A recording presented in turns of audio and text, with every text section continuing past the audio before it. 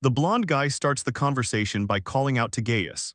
The woman in the witch hat chimes in, saying it's not that they actually dislike him or anything like that, but things are different now. The leader shows off their new status, explaining that they've finally become an S-rank party. He tells Gaius that they need to graduate from having to protect an item master like him during their battles, which leaves Gaius standing there in shock. He looks at his friends and asks if this is really what he thinks it is. With a nervous smile and sweat running down his face, Gaius asks if this is the part where he officially gets fired. The blonde guy doesn't hold back at all. He gives a smug look and confirms that, to put it bluntly, yeah, that's exactly what's happening, while the rest of the group stands behind him, looking like they're ready for their new life as elites. The tavern stays loud and crowded as the weight of the news starts to sink in for Gaius. Gaius looks down at the table, his eyes shadowed as he repeats the fact that he's actually being fired, thinking about his position and how he's just seen as a starter-class itemist to the people he trusted. Gaius stands there feeling completely crushed. He really thought he was actually doing something useful for the party. But looking at them now, he admits to himself that things had been getting pretty awkward lately. And it turns out everyone else in the group was already paired up in couples, leaving him as the odd man out. Gaius puts on a fake smile and tells them he understands, finally giving up on trying to stay with them. He thinks about how they've finally hit S-rank and figures he can probably make it on his own, so maybe this really is the right time to go. While holding onto the party's rank plate, he considers just heading back to the countryside to look for some normal work. Before he leaves, Gaius asks what he should do about all the shared party items he still has in his inventory. The blonde leader looks totally annoyed and tells him he doesn't want any of it. He just tells Gaius to drop it all off at the mansion. The witch gives him a look and says he's being such a worrywart, while the knight just gives a casual thumbs up. She mentions that at least he wasn't as bad as some guy named Gulgan, and tells him he was actually a good man. The witch gives him a wave and says they should meet again if fate allows it, while the knight gives a thumbs up. The knight tells him to stay warm and the priestess admits she's going to be lonely, telling Gaius to take care of himself. Gaius just gives them a gentle smile and tells the whole group to take care. The party stands there watching him go as Gaius raises a hand for one last wave, walking off into the quiet city streets alone under the night sky. He stops for a second and tells himself it's time to get moving because there's still a lot of work left to finish, thinking about all those shared party items he's still carrying and how he needs to drop them off at the mansion. He actually starts to wonder if all the gear he has is even going to fit inside the place. But there's also the matter of the Draconix mounts that still need looking after. Gaius decides he'll do one last job for them by cleaning out the stables and changing the feed before he officially calls it quits. Gaius starts walking away, but he can't help feeling a bit worried about a lot of things, mostly wondering if his old party is even going to be okay without him there to handle the gear. He stands in the middle of the street for a second, just thinking about everything in silence. Then he just shrugs it off and screams that he's finally free, throwing his hands up like he just won the lottery. The story takes a weird turn as a narrator box tells the readers they probably know where this is going, expecting some typical exile story or a big social drama to start unfolding. The narration keeps going, saying people are probably waiting for Gaius to make some huge comeback, but it turns out the readers are totally wrong about how this story works. Back at the mansion, the party leader is smirking to himself, saying that's one job finally finished, looking pretty happy with himself, and saying he's just glad Gaius didn't lose his cool and fly into a rage. The party leader kicks back with a smirk, casually mentioning that Gaius was actually a pretty decent guy, but Hannah looks down at the table, starting to wonder if exiling him was actually a bad move on their part. She tries to brush it off, saying it couldn't be helped since Gaius was just a low-level item master with zero ambition. And since they've finally made it to S-rank, she feels like they just couldn't have someone like him holding them back. The party leader jumps in to kill the mood, telling Gulgan and Hannah that there's absolutely nothing to worry about. He laughs it off, insisting that cutting Gaius loose was definitely the right choice for everyone involved, even asking the girls if they really think Gaius would want to see them looking all depressed like this. Gulgan raises his drink and agrees that Gaius was a great guy, then turns to Larisha to see what she thinks. Larisha nods along and says of course he was, but she's already moving on to something else, quoting some famous line about how every new beginning should start with a massive feast. Larisha keeps the energy up, saying they should follow their predecessors and celebrate this new start in total style, and the party leader is all for it, flashing a huge grin while telling her she's absolutely right. They show off their new S-rank cards, yelling about finally hitting the top and starting a new chapter for the Crescent Claw. Everyone grabs their drinks and slams their mugs together, shouting cheers as beer flies everywhere while the group dives into a massive feast to celebrate their big promotion. After eating their fill, the party starts the journey back to their home base. But when they finally show up, they find a giant mountain of monster parts and junk piled against the wall. The whole group just stands there with their mouths open, completely shocked by the mess blocking their front door, looking at a massive heap of dragon scales, old armor, and rare crystals just left out in the yard, leaving the team totally confused as they try to figure out what all this stuff is even doing there. The blonde party leader just stares at the mess, asking what this is and what on earth could have happened to their house, as the rest of the group joins in and starts yelling in pure confusion. Looking closer at the pile, they see actual dragon skin just sitting there, along with a giant cyclops eye and a ton of other rare monster materials they recognize, making them realize the mountain of junk is actually valuable loot, like this massive griffin's claw. There's even a full set of camping gear buried in there, plus a bunch of other handy items and gear, which leads Hannah to ask if Gaius had really been hoarding all these materials this whole time. The knight sees the claw and starts getting nostalgic about their old life-or-death fight with the griffin, but the leader snaps, yelling at them and asking if this is really the time to be reminiscing, while the sheer shock of seeing all their stuff outside is enough to make the whole party sober up instantly. Even while they were busy cracking jokes, the members of the S-rank party Crescent Claw finally understood how bad the situation actually was. The blonde leader starts sweating as Larisha says she can definitely tell things are going south, but the story winds back just a little bit to show how all of this mess started, taking us to a few hours before the Crescent Claw members were thrown into a total panic, right around the same time those idiots were still busy celebrating their supposed new beginning. Gaius is at the stables, patting the dragon horses and telling them to take care of themselves since one of the animals makes a sad noise as if it knows he's leaving for good. So Gaius gives them one last look with a calm smile before walking away, stopping in front of that massive mountain of loot and materials. He looks at the pile and wonders if he's leaving a bit too much behind, but he figures it's better to just wait for the right time to use all these items he's gathered up. Gaius looks back at his tools, thinking about how his negotiation skills help them sell rare drops, but he quickly realizes he doesn't have time to handle that stuff for the party anymore, so he just smiles and tells himself they aren't rookies, so they'll probably be fine on their own. Handling materials and talking to merchants is just basic adventurer stuff, so Gaius feels like he's finally done everything he was supposed to do for them. He decides to just head out, do his usual rounds, and go see his regular clients one last time, walking away into the night while repeating that they aren't amateurs. The big question is whether Crescent Claw can actually handle the simple things Gaius expects of them. The whole group is slumped on the floor looking totally wrecked and miserable, and it turns out they couldn't even get into their mansion, so they're stuck staying at a cheap inn. The party is still stuck at the inn, and the leader wonders out loud what they're supposed to do with all the gear and items they're carrying. Hannah points out that materials are supposed to be sold, while Larisha reminds everyone they have a huge pile of rare drops too. Larisha keeps going, saying it would be a massive waste if they just let all that valuable loot go to waste. So the leader admits he has never actually sold materials himself and asks Gulgan if he has a clue, but Hannah just mumbles that she doesn't remember how to do it either. They all sit there on the floor in a circle until a sudden idea finally hits them. The leader looks up, finally feeling like he's figured out a way to handle their problem, and as they all crawl into bed, he tells the girls that everything is going to work out somehow. He decides that the very first thing they'll do tomorrow morning is call over a merchant to deal with the loot. Honestly, the four of them are so drained they just don't want to think about their problems anymore, and pretty soon the sun is up, and it's officially morning for the group. The group heads over to a local shop called Kirowoff that claims to buy just about anything. They step inside the messy store and head straight for the counter to talk to the guy running the place. The leader flashes a big smile and asks the clerk if he can come pick up a bunch of materials they're trying to sell. But the guy just stares at them. The shopkeeper asks if they're the same group that kicked Gaius out, which completely catches the whole party off guard. The blonde leader is totally shocked that everyone already knows about their private party drama, and Hannah and the knight get worked up because the clerk called Gaius sir, while calling them just those guys. Larisha joins in on the complaining, saying she wants to be called miss instead of being disrespected like that. The shopkeeper eventually gives in, even though he reminds them they really should be bringing the gear to him. The leader quickly apologizes for being a hassle while they get ready to move out. The four of them pile into a cart with the merchant and head back to deal with all their leftover loot. The shopkeeper stands back and looks over the massive pile of loot the group dragged in. He just stares at the mountain of gear with a totally unimpressed look on his face. The party leader starts bragging, asking if the guy even sees stuff from dragons or griffins that often, but the clerk just ignores the flex and asks how long they've even been adventuring or known Gaius.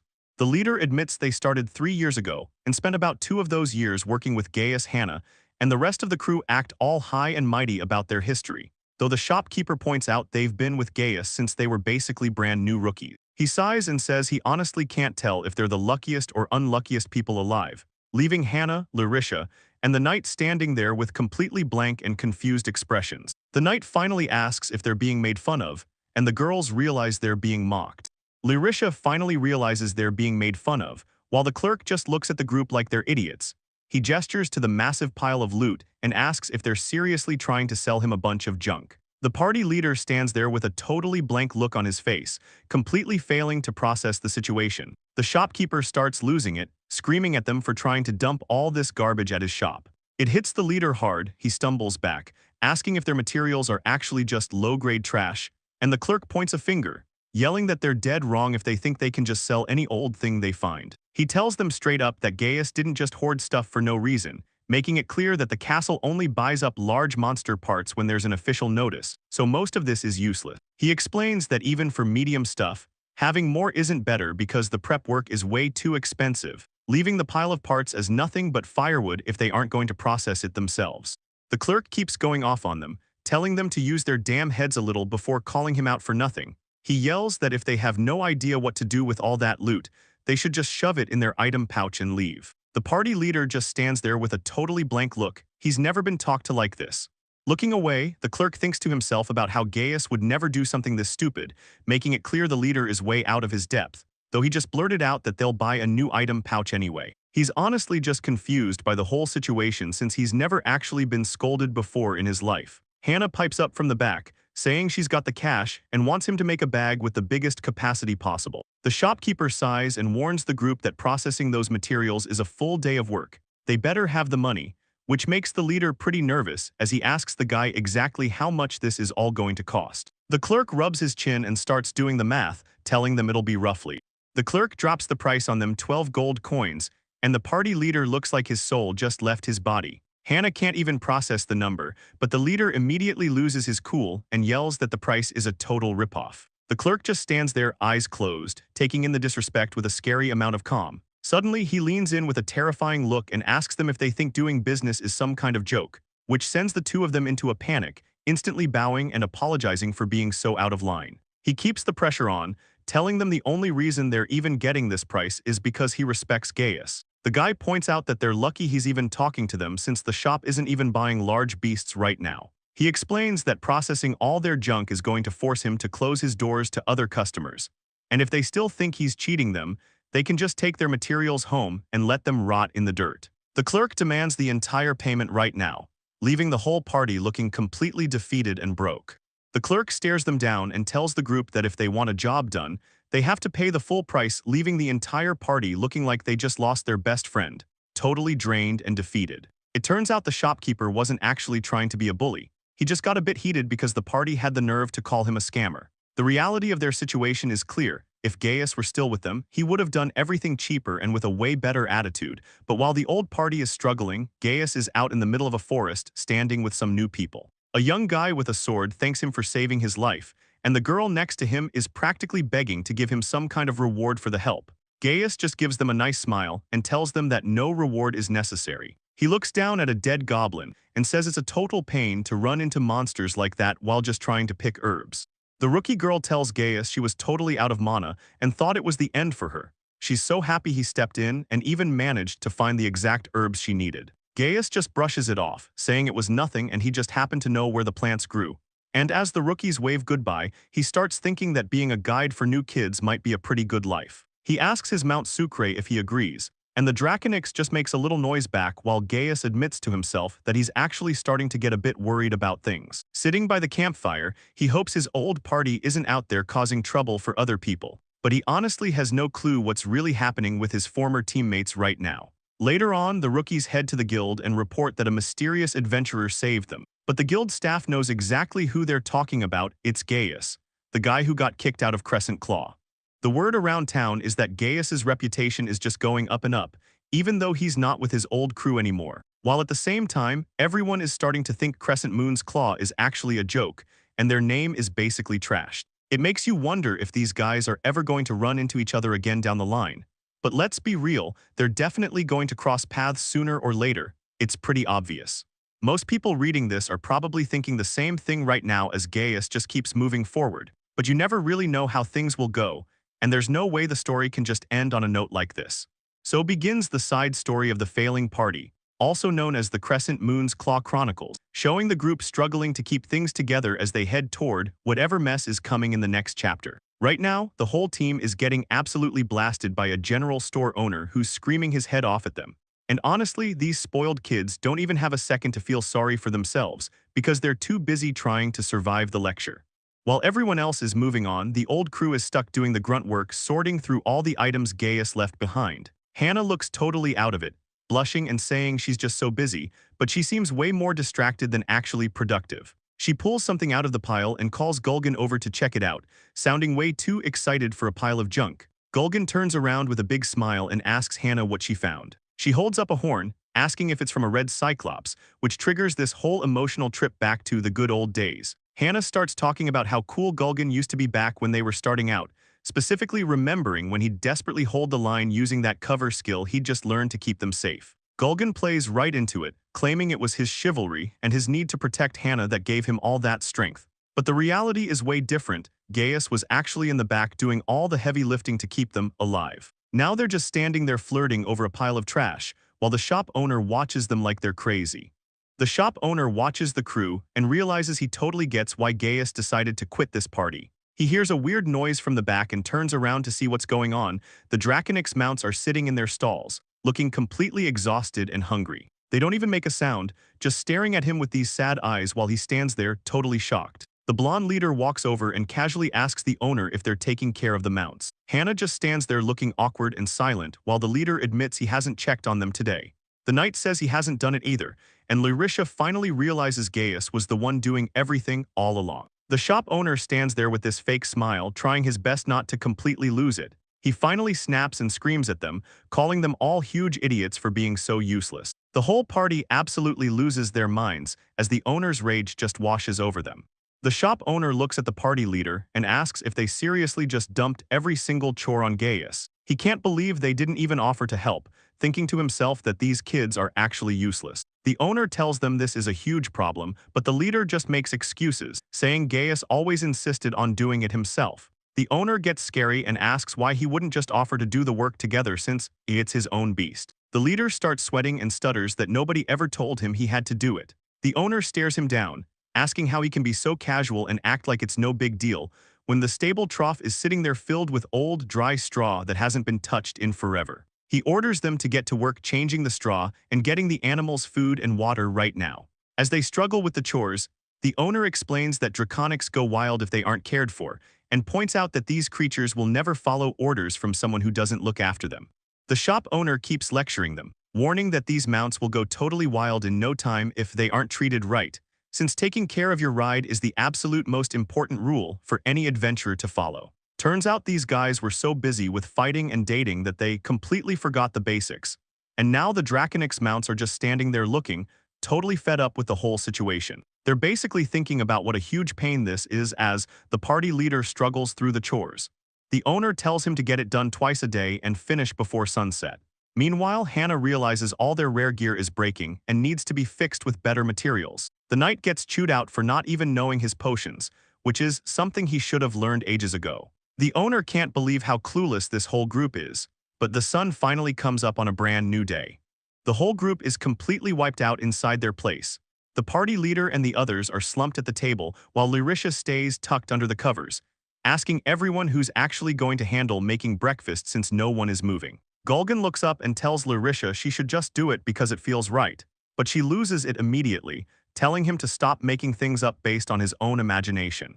Just then Hannah pipes up from the table, sounding totally annoyed as she tells Lyrisha not to yell first thing in the morning. Gulgan tries to shift the work to Hannah instead, reminding her she complained about Gaius's cooking and must know how to make something. Hannah doesn't want to hear it, telling him to stop digging up every little detail before pointing the finger right back at him. She yells that since Gulgan is the one who fired Gaius, he's the one who has to cook. Lyrisha just watches from the bed, pointing out that Hannah is now the one yelling right after she told everyone else to be quiet. In the end, Gulgan gets stuck in the kitchen, standing over the stove trying to fry up a meal for the rest of them.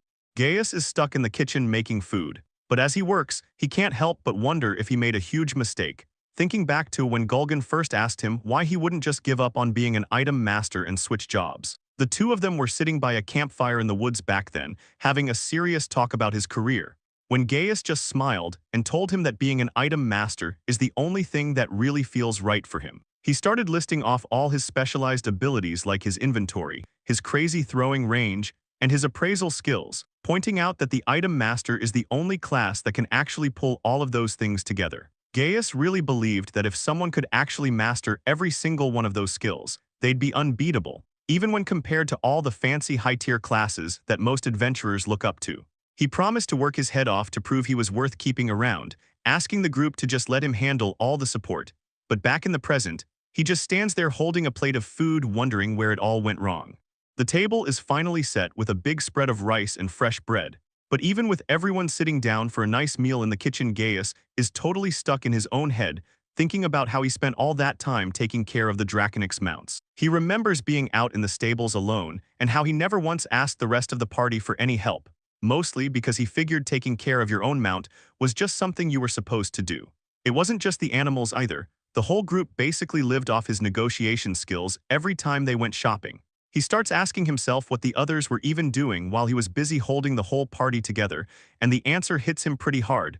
They were just hanging out and flirting while he did all the work. Gaius tries to keep it together, but he can't stop a tear from falling as he realizes how much he was taken for granted sitting there alone, crying into his food. Gulgin just sits there with his back to everyone, his shoulders shaking. The rest of the group can only stare, not knowing what to do. Hannah realizes he's actually sobbing, and Larisha starts to freak out, repeating that their leader is really crying right in front of them. The kitchen goes completely quiet while the four of them sit around the table. It's just awkward silence and the sound of Gulgin breaking down. The group finally accepts the situation. They realize there's nothing they can do but just sit there and let him cry it out. Turns out, the members of Crescent Claw were never ready to see their big-shot leader lose it like this. And later on, the whole party walks through the center of town looking totally miserable while everyone on the street watches them pass. The locals start whispering as they go by, pointing out that they're the infamous group that kicked Gaius out of the party. The rumors are spreading fast. People are talking about how they tried to frame the local shop for price gouging, and they can't believe it. Everyone is saying they don't have the right mindset for an S-rank party. They think all that high-level gear is just being wasted on them. The crowd keeps talking trash, saying how annoying it is when adventurers act like they own the place. The whole party just has to stand there and take it. The town is buzzing with people looking around and acting all confused because of some loud commotion. Hannah just stares while Gulgin looks over his shoulder, asking what all the racket is. Shouts and noise start filling the air above the city streets, and some guy comes running out with his hands up, yelling for anyone to help him. Gulgin and the girls stop in their tracks as someone from the crowd begs for somebody to stop them, and it turns out the Draconix mounts have completely snapped and are going wild in the middle of town. The beasts are charging through the streets, making all the locals run for their lives.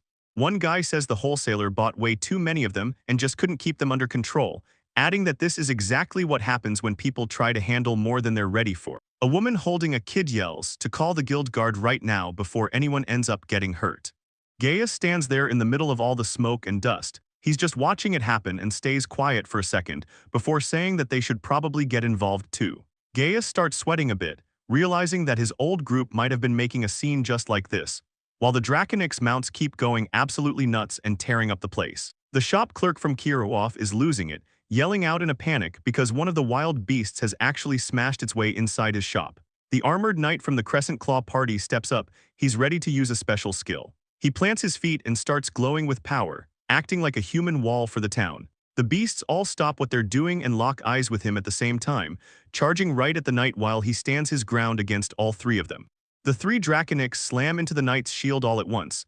The impact is huge, but he holds his ground while Hannah looks on from above, waiting for the perfect moment to act. She focuses her power. It's time for the dark mage to use a special skill. Hannah calls out to the freezing air, telling it to take form and forge a path as she unleashes her icicle road, sending massive frozen spikes shooting out of the ground. The beasts are stuck in the ice, and just then the high cleric Larisha steps in to finish the job. She jumps high and spins her staff, releasing a wave of calming magic that hits the beasts and knocks them out cold.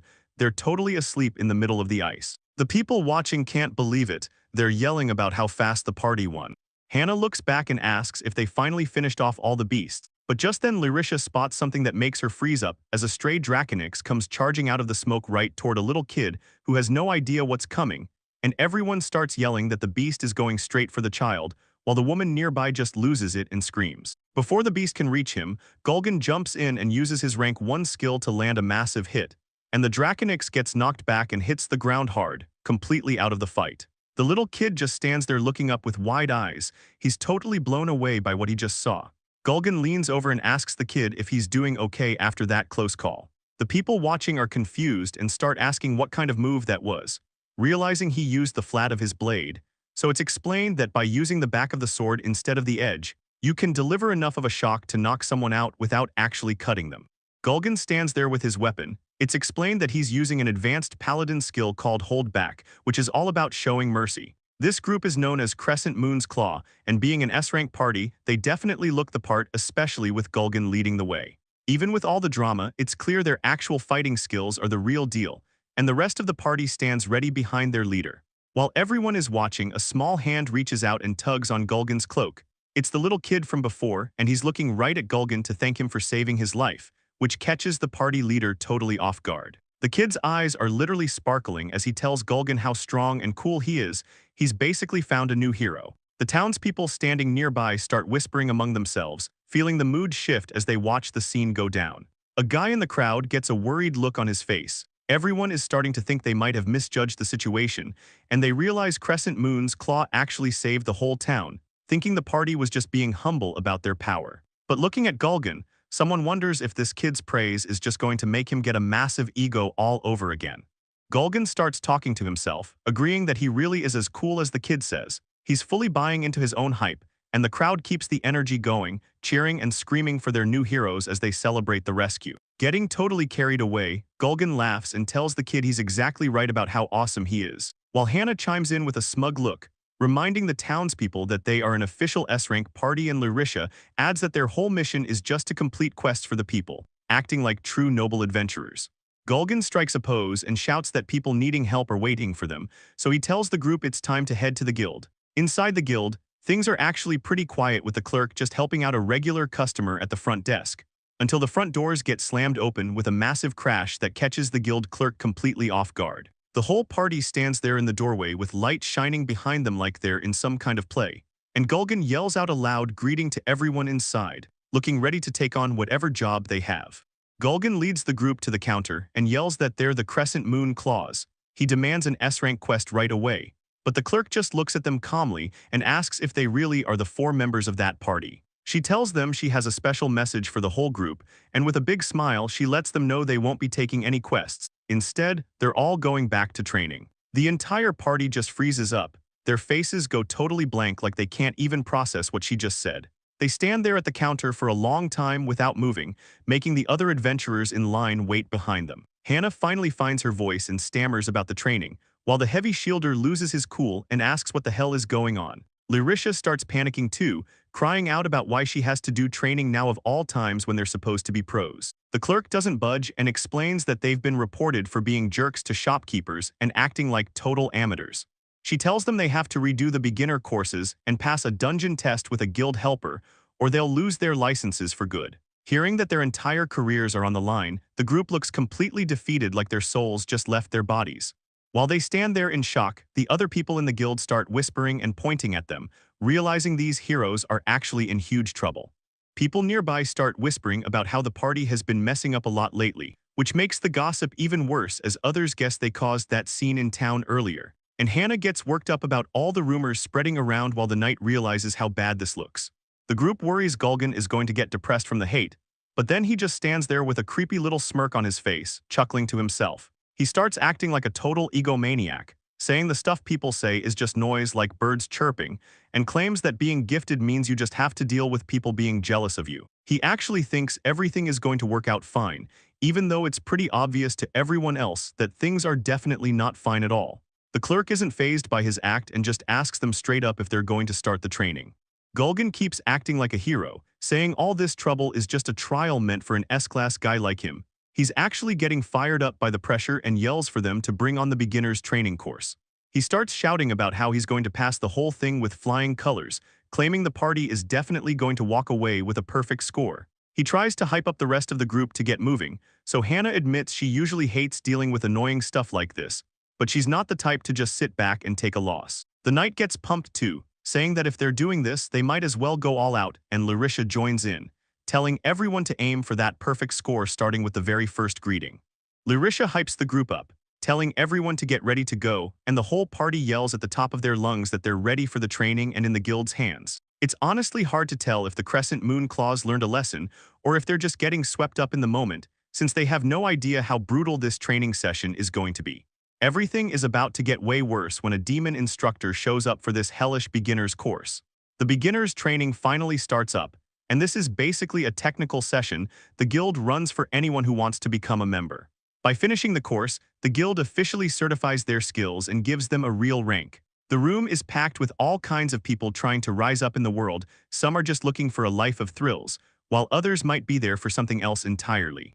The guild is being strict, targeting anyone about to lose their license because of their crappy behavior, which explains why such a weird mix of people is crammed into the room, including the Crescent Moon Claws, who are definitely feeling the pressure as someone in the crowd yells about the huge crisis they're all facing. Hannah sits there trying to stay cool, thinking about how she only ended up here because she got swept up in Gulgan's drama, but the way everyone else in the room is staring at them is really starting to get under her skin. She tries to remind herself that she's a top-tier S-rank black mage and shouldn't have to deal with being stuck in a boring lecture with a bunch of total rookies. The whole situation is just a massive embarrassment for her, but then she looks over and sees something that makes her completely lose it. She snaps at her teammates, yelling at them because the knight, Larisha, and Gulgan are all actually focused, and she wants to know why they're studying ahead like a bunch of goody-two-shoes.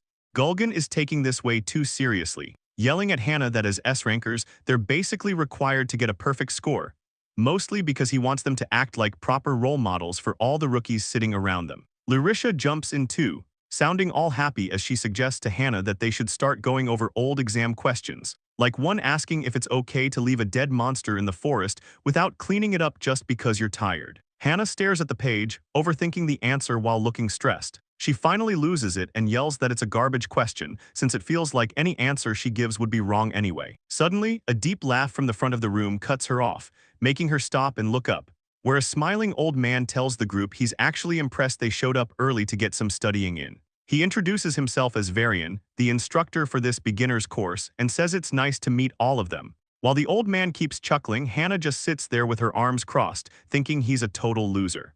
Varian points to the book on the desk, bringing up that shitty question Hannah was just complaining about, and Hannah just leans on her hand, looking bored as she says the answer is obviously false. Varian starts explaining the consequences of leaving a monster corpse behind in the woods, showing how the smell of death and rot causes a lot of problems, because it spreads disease and brings even scarier monsters into the area. Varian adds that this doesn't just apply to cleaning up after a hunt. He tells them it's completely wrong to skip out on harvesting materials from a big monster, and it's even worse to yell at a merchant who's actually willing to take the corpse off their hands. Varian laughs a bit, telling the group that just fighting however they want makes them no different from a common thug. With the lecture officially moving forward, he says they're going to start with the real basics of being an adventurer. Gaius looks up at the night sky from his campsite, wondering if his old party members are doing all right, but he just sits there in silence by the fire while Sucre rests nearby. Suddenly, he catches himself and asks what he's even doing worrying about those people, since he remembers they were the ones who kicked him out in the first place. Just thinking about the old days starts to piss him off, especially when he sees memories of how they'd start flirting with each other every chance they got. It was always the paladin and the black mage pairing up together, and the heavy shielder and the high priest were a perfect match too, which was just way too cliché. Gaius complains to himself, asking if backline support item masters are just not popular with anyone, and he finally just yells out that he wants girls to like him too. The bushes nearby start rustling loudly, and Gaius immediately snaps his head toward the noise. He narrows his eyes, focusing hard to see what's in the dark. As someone approaches, he realizes the footsteps sound like a person instead of a monster. There isn't any hostility coming from them either. A girl steps out and says she finally found him, calling out his name like she knows him well. Gaius looks back at her, feeling like her face is familiar but he can't quite place it. She introduces herself as Miria and asks him if he still remembers her from before. It clicks for him. He remembers meeting her during a dungeon raid back when he saved her after she got separated from her old party. The campfire crackles between them as the night grows quiet, and the two of them sit down by the flames to catch up on everything since they last saw each other. Miria tells him that while she was just a mage when they first met, she's actually trained to become a magic swordsman now. Miria looks at him and says she barely recognized him. He's clearly gotten a lot stronger since they last met, and Gaius starts wondering what actually brought her all the way out here. He mentions that an advanced class shouldn't have any reason to be in a beginner's forest, but she insists that she definitely has a reason. He just stands there looking completely stunned as he waits for her to explain herself. Miria starts getting really flustered and fidgets with her hands while trying to talk. She looks him right in the eyes, blushing hard as she asks if he'd be willing to do something with her, and finally gets the words out. She asks him if he would want to form a party together. Sucre the Mount just lays there on the grass looking totally confused by the whole vibe. Meanwhile, Gaius is just staring at her with his mouth open, and he eventually loses it and shouts out, asking her why on earth she'd want to team up with him. It is incredibly obvious to everyone that Miria is totally into Gaius based on how she's acting, but Gaius just stands there looking completely clueless. He hasn't noticed a single thing. Even though Gaius always says he wants to be a popular guy, he is actually just hopelessly dense when it comes to girls. And later on, Instructor Varian finishes up at the blackboard and tells the class that the indoor lecture is over. He explains that they'll be moving to the training grounds this afternoon for some actual combat practice. Varian tells everyone to get some rest and make sure they show up on time, then the students head to lunch. Over at the cafeteria, Gulgan complains that the morning lectures were so boring his head almost exploded, and he gets fired up and shouts that he's definitely going to ace the combat portion later today. Hannah just gives him a tired look, telling him she already knows what he's going to say before he even says it. Hannah sits at the lunch table looking completely annoyed. She says that every single person in the room is looking down on them. Outside the building, Gulgan's voice carries through the air as he tells his team to just wait and watch, because he's going to make everyone realize what the true power of an S-rank looks like during the combat training. Later that afternoon, a large white tarp covers a massive cage sitting out on the grassy training grounds. Instructor Varian stands before the class and explains that for this exercise, they're going to release some captured magical beasts. He tells the students that they shouldn't have any trouble handling them, but they still need to stay totally focused and make sure they don't let their guard down even for a second. Gulgan and the rest of the Crescent Claw party draw their weapons and strike a pose they're more than ready to show off. Varian puts his hand on the tarp and says, "Now then," as he prepares to reveal the enemies, and he yells for them to begin right away. A pack of massive wolves charges out of the cage toward the students.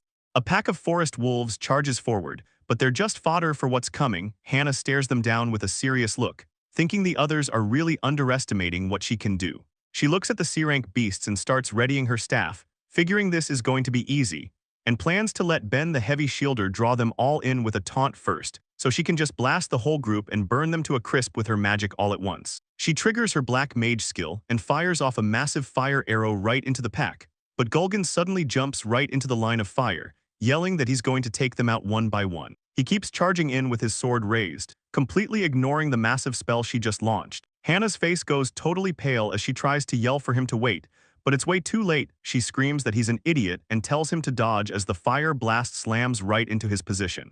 Gulgan finally notices the massive blast of fire coming his way, but he's already stuck right in the middle of the explosion, which completely swallows him up as the magic hits the ground with a huge bang.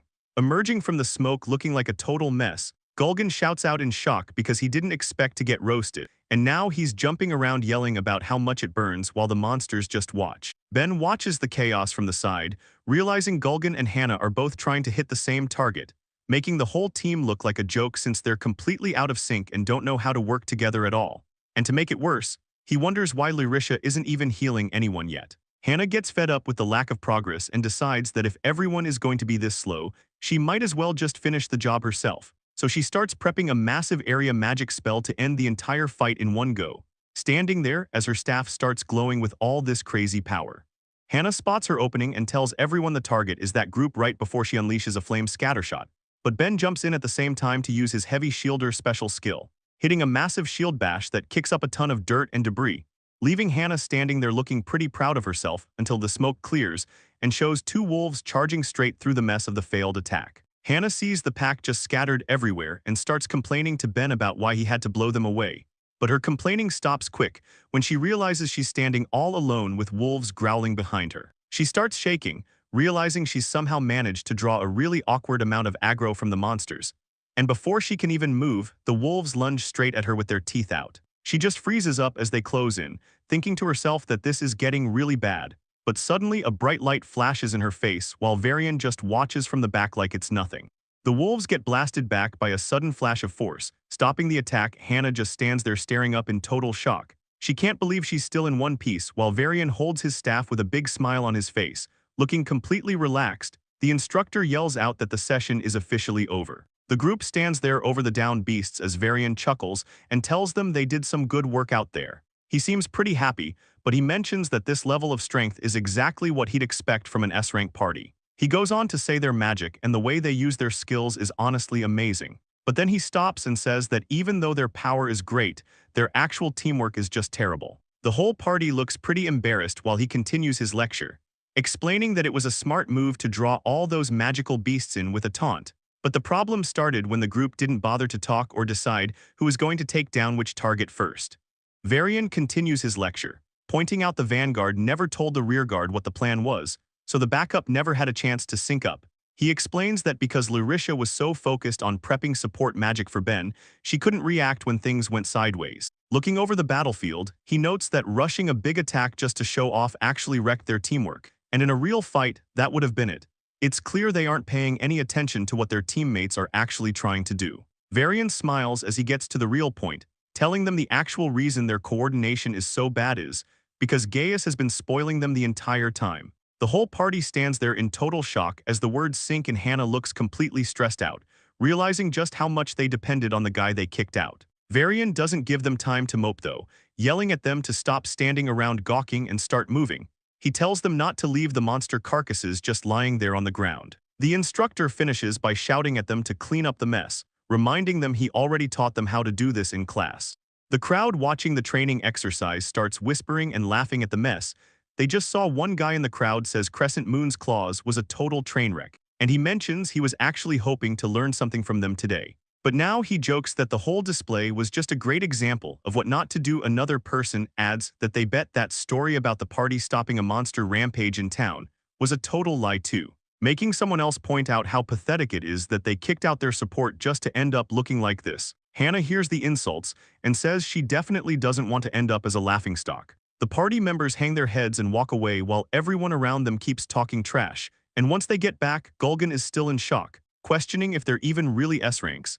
He asks if they seriously can't do anything without a novice class guy like Gaius around. Back in a room filled with books and scrolls, Miria leans over her desk. While back at the training grounds, Varian looks at Hannah and tells her what a waste it is. He points out that she's using high-level fire arrows without incantations and area of effect spells, and Varian explains that even in the royal capital, you wouldn't find a black mage who's mastered that at her age. He tells her she must have focused so much on those spells that she ignored the basics of adventuring, stating that her lack of balance isn't really something to be praised for. Hannah looks pretty upset as he adds that talent is useless if you can't actually use it in a real fight. So she just mutters under her breath about how much she hates old men who talk too much. Varian just laughs and says he's sorry for going on like that, but over in her messy room, Miria grips her desk, thinking about how something is unforgivable. Hannah's eyes narrow as she repeats Varian's words, asking if they were really spoiled by Gaius, questioning if the old instructor actually thinks they can't do anything on their own. Later that evening at their lodgings, Larisha asks if Hannah is going to be alright, while Ben mentions she's been locked in her room since they got back, making Larisha even more worried. Gulgan just shrugs it off, saying she's not the type to just break down over something like this, taking a sip of his drink while thinking about how well Varian knew how to handle her. Down the hall, footsteps heavy on the floorboard. Hannah mutters about what an obnoxious old geezer Varian is, before she suddenly slams the door open and shouts that everyone seems to be there. She looks completely fired up, announcing that it's officially time to review today's teamwork, leaving Larisha and the guys looking at her, surprised by her sudden burst of energy. A deep laugh echoes through the room, cutting through the tense atmosphere as Varian stands in the doorway, asking if they're reviewing their lessons and calling it admirable. The whole group just stands there in dead silence, staring back at the old man. Suddenly, the shock hits everyone at once and they all scream out the professor's name. Varian just smiles and tells them he simply couldn't leave them all alone, explaining that coming to check on them was a choice he made on his own. He sits down with some tea and says he'll be watching their every move to judge their skills, adding that he's actually going to be staying there with them for a while to bond. It turns out the party's performance in the training was a total disaster, and now Hannah and the others are freaking out because their daily life with the demon instructor has officially begun.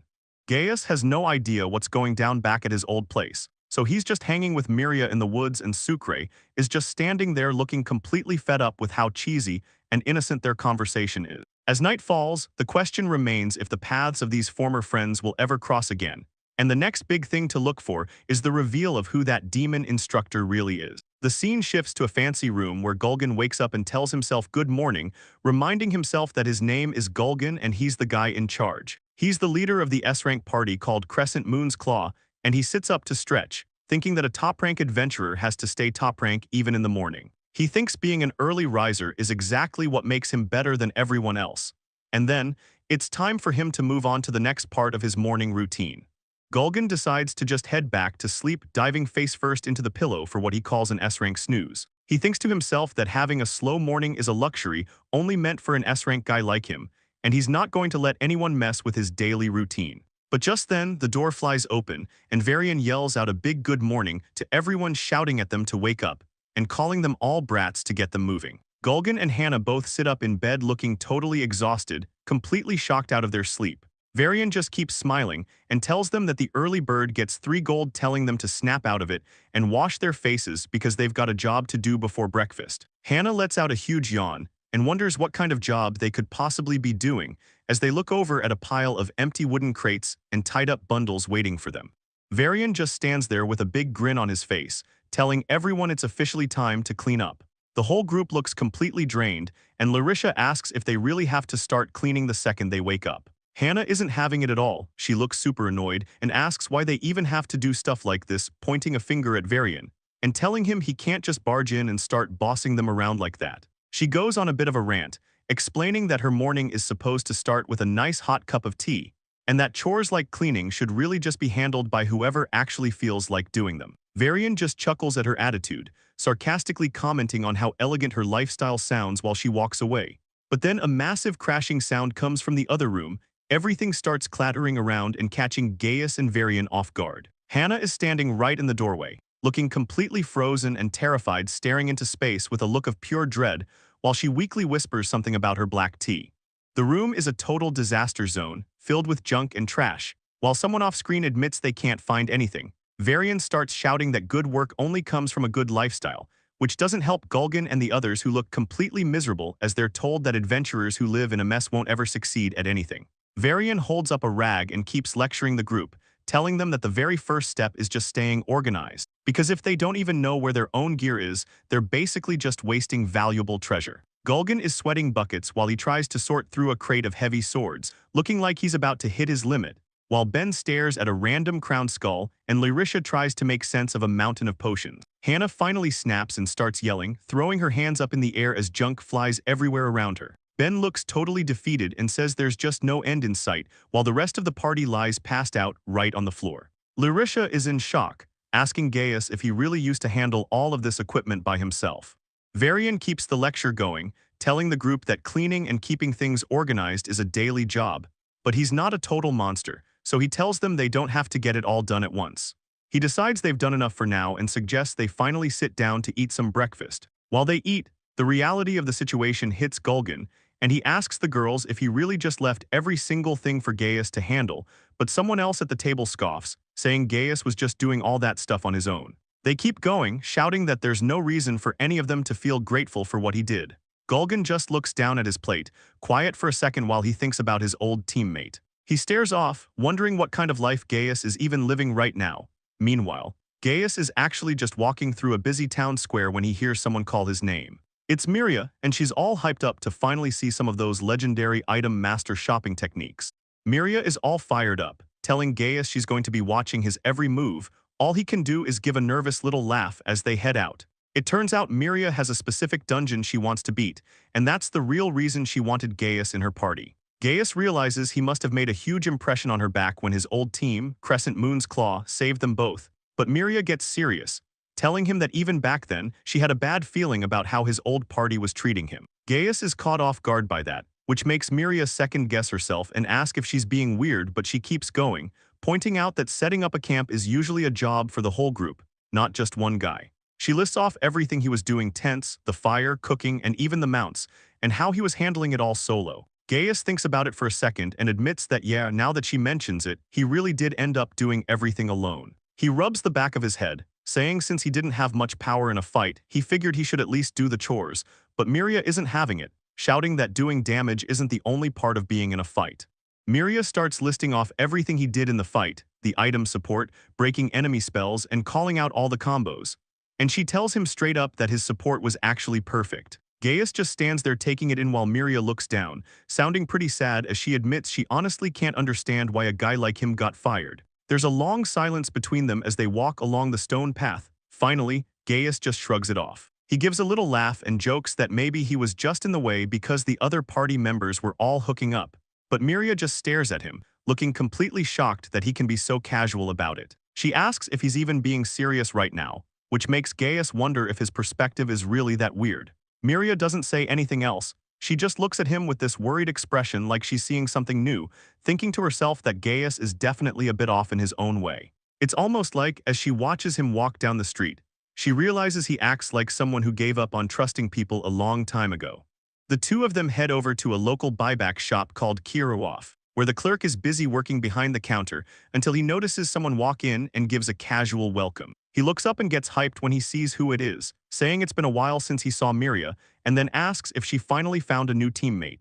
Miria gives him a big smile and says that's right. She introduces the guy in the hood as her senior who's going to help her clear the dungeon. Gaius stays quiet in his disguise, just checking out some of the potion jars on the shelves, but the shop owner stops what he's doing and just stares at the hooded guy for a long second. The old guy finally speaks up to get his attention, and Gaius looks like he's about to jump out of his skin when the clerk looks him right in the eye and asks if he's actually Gaius under that hood. The whole room goes dead silent for a moment as they just stare at each other. So Gaius finally gives up and pulls off his invisible mask, asking the guy how he even figured it out. The secret is out. Gaius was wearing a distortion hood that messes with how people see him, but the shopkeeper wasn't fooled at all. Gaius just messes with his collar and admits the old man is still sharp. The clerk points him out, saying the only reason he knew was because Gaius is way too good at picking items, and he tells the guy to hold his head high since he definitely didn't leave his old party because of a mistake. Then the old guy teases him for leaving Miria behind while he's looking at gear, making her turn bright red. He tells them they need to actually talk and shop as a team, which catches Gaius a bit off guard, so Gaius stops what he's doing to apologize to Miria while the clerk just watches them with a smile. Gaius starts including her, asking if this specific ether is the right choice for a magic swordsman's mana recovery. Miria looks genuinely happy that he asked, giving him a big smile and saying it's perfect. By the time they're done, they've piled up a massive stack of supplies on the shop counter. Gaius looks over the counter and asks the shopkeeper what the total is for the whole pile of gear. The clerk starts sorting through the bottles, mentioning that Gaius definitely has an eye for the high-end stuff veterans like. He starts counting everything up, going through the high potions, ethers, antidotes, and scrolls while Gaius waits for the damage. The old man tells him the whole lot is going to cost him 6 gold coins. Gaius looks at the items and admits that price is a bit much for him to handle. But then, he gets a clever look on his face, clearly planning to haggle his way into a better deal. He mentions how the town has been flooded with a ton of rookie adventurers lately, and then he calls the clerk out on his business troubles. The guy is probably struggling to move his veteran gear while trying to pivot to the newbies. Gaius tells the old man to have a heart and give him a break on the price, pointing out that since he's taking all this dead stock off his hands at once, he should get a discount. Gaius puts his hands together and puts on his best pleading face, asking the shopkeeper if he can score a little discount. But it's not just a regular ask. He activates his special item master skill called negotiation to seal the deal. The pressure hits the shopkeeper hard, leaving him sweating and looking like he's caught in some kind of mental trap. The guy finally loses it, holding his head and shouting for Gaius to stop using that crazy skill on him. He gives up and says he'll do the discount if Gaius just stops, while Miria watches the whole thing go down. With the deal finally done, the gold coins are laid out on the counter next to the crate of supplies, but as they pack up, the clerk mentions that the crescent moon claws haven't been doing so hot ever since Gaius left. That gets Gaius's attention immediately, so he turns back and asks if something actually happened to his old party. The shopkeeper looks at him like he's crazy and asks how he hasn't heard the news yet, leaving Gaius standing there completely lost, having no idea what kind of mess his old team has gotten into. The shopkeeper leans in and asks Gaius if he really left behind every single item he was managing for the group. Gaius looks at the barrels of gear and says it's no big deal since all that stuff belonged to the party anyway. He mentions there were some basic camping supplies and a few rare drops that are tricky to use, But since they aren't amateurs, he figures they can handle the inventory on their own, leaving the shopkeeper staring at him while Miria looks on, getting pretty stressed about how naive he's being. The shopkeeper starts laughing while Miria tries to explain the situation, and then the guy finally decides to tell him everything. Gaius is about to hear the actual truth about his old squad. It turns out the Crescent Moon's claw has fallen into a pathetic state ever since they kicked him out of the party, and now their reputation in town is completely trashed after that disastrous training session for the beginners. Gaius just stands there with his eyes wide, totally shocked by how fast things went downhill without him. Miria just stands there listening to the news, and she honestly can't believe how dumb this whole thing is. Gaius starts to panic. He's thinking there's no way an S-rank party could be this messy, especially since they acted like everything would be fine during the handover, but now he's realizing they might have just kicked him out without a single plan. The shopkeeper tells him he doesn't need to sweat his reputation because everyone in town knows the truth. In fact, his old squad is busy getting torn a new one right now. The guy explains that Master Varian actually went down to the guild to personally instruct the party, and Gaius looks like he's seen a ghost. He knows exactly how brutal Varian's training sessions can get. He lets out a massive yell that can be heard from outside the shop, totally losing his mind over the news. Meanwhile, Varian is just hanging out and laughing to himself, looking like he's having a great time while the boxes of gear and potions finally get organized. It took all day, but everything's starting to look right. Varian tells the group that combat training starts tomorrow, so they need to get some rest, but first he wants them to get up and restore their energy. While he's humming, he suggests throwing a drinking party to double as his welcome bash, even though the table is just covered in random bottles and some plain bread. Larisha and Ben come back from their supply run all excited, but Hannah just stares at a bottle and complains that it's nothing but cheap booze.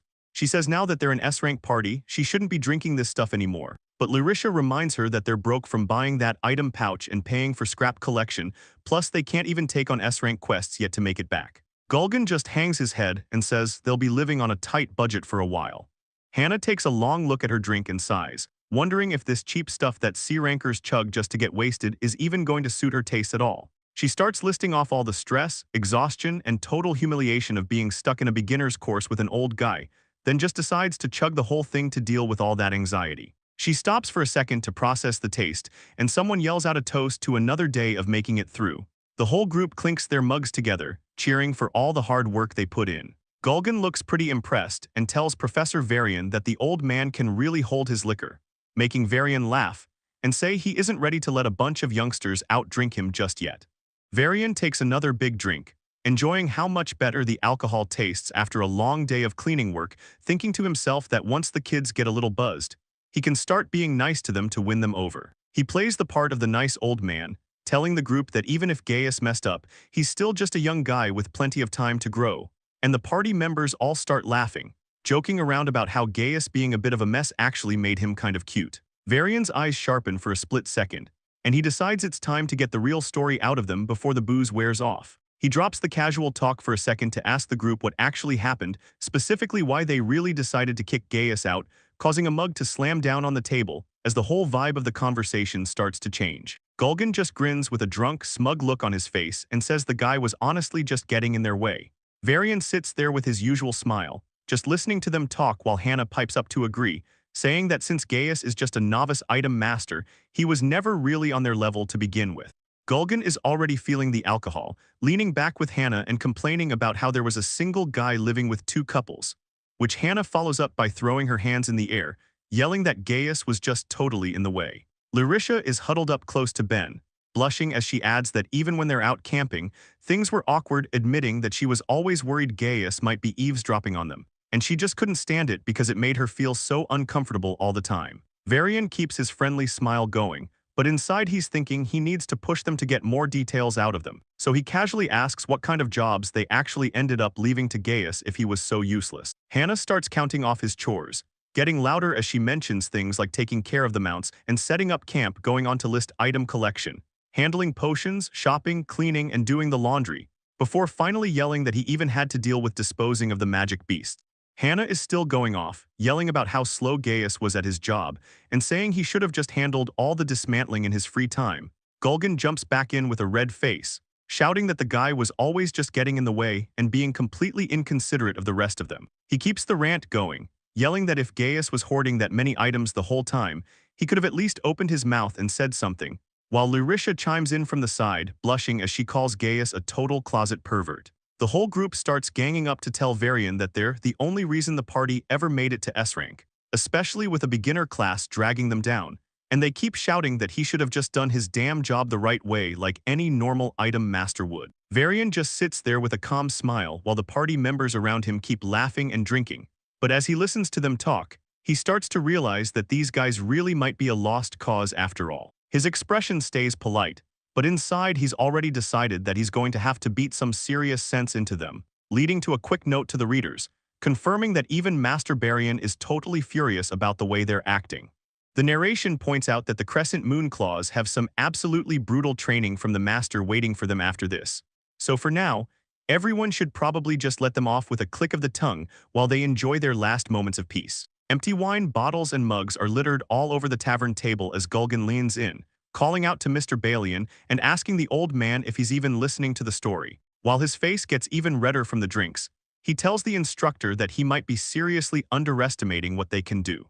He keeps going on, bragging about how much work they've actually been putting in lately, and starts flashing back to their big death match against the Red Cyclops, claiming that they were the first A-rank party to ever pull off a win against a monster like that back in the day. The memories keep coming as he talks about the time they wiped out an entire nest of hobgoblins, showing how they always took on the nasty, dirty jobs that no other adventurers even wanted to deal with.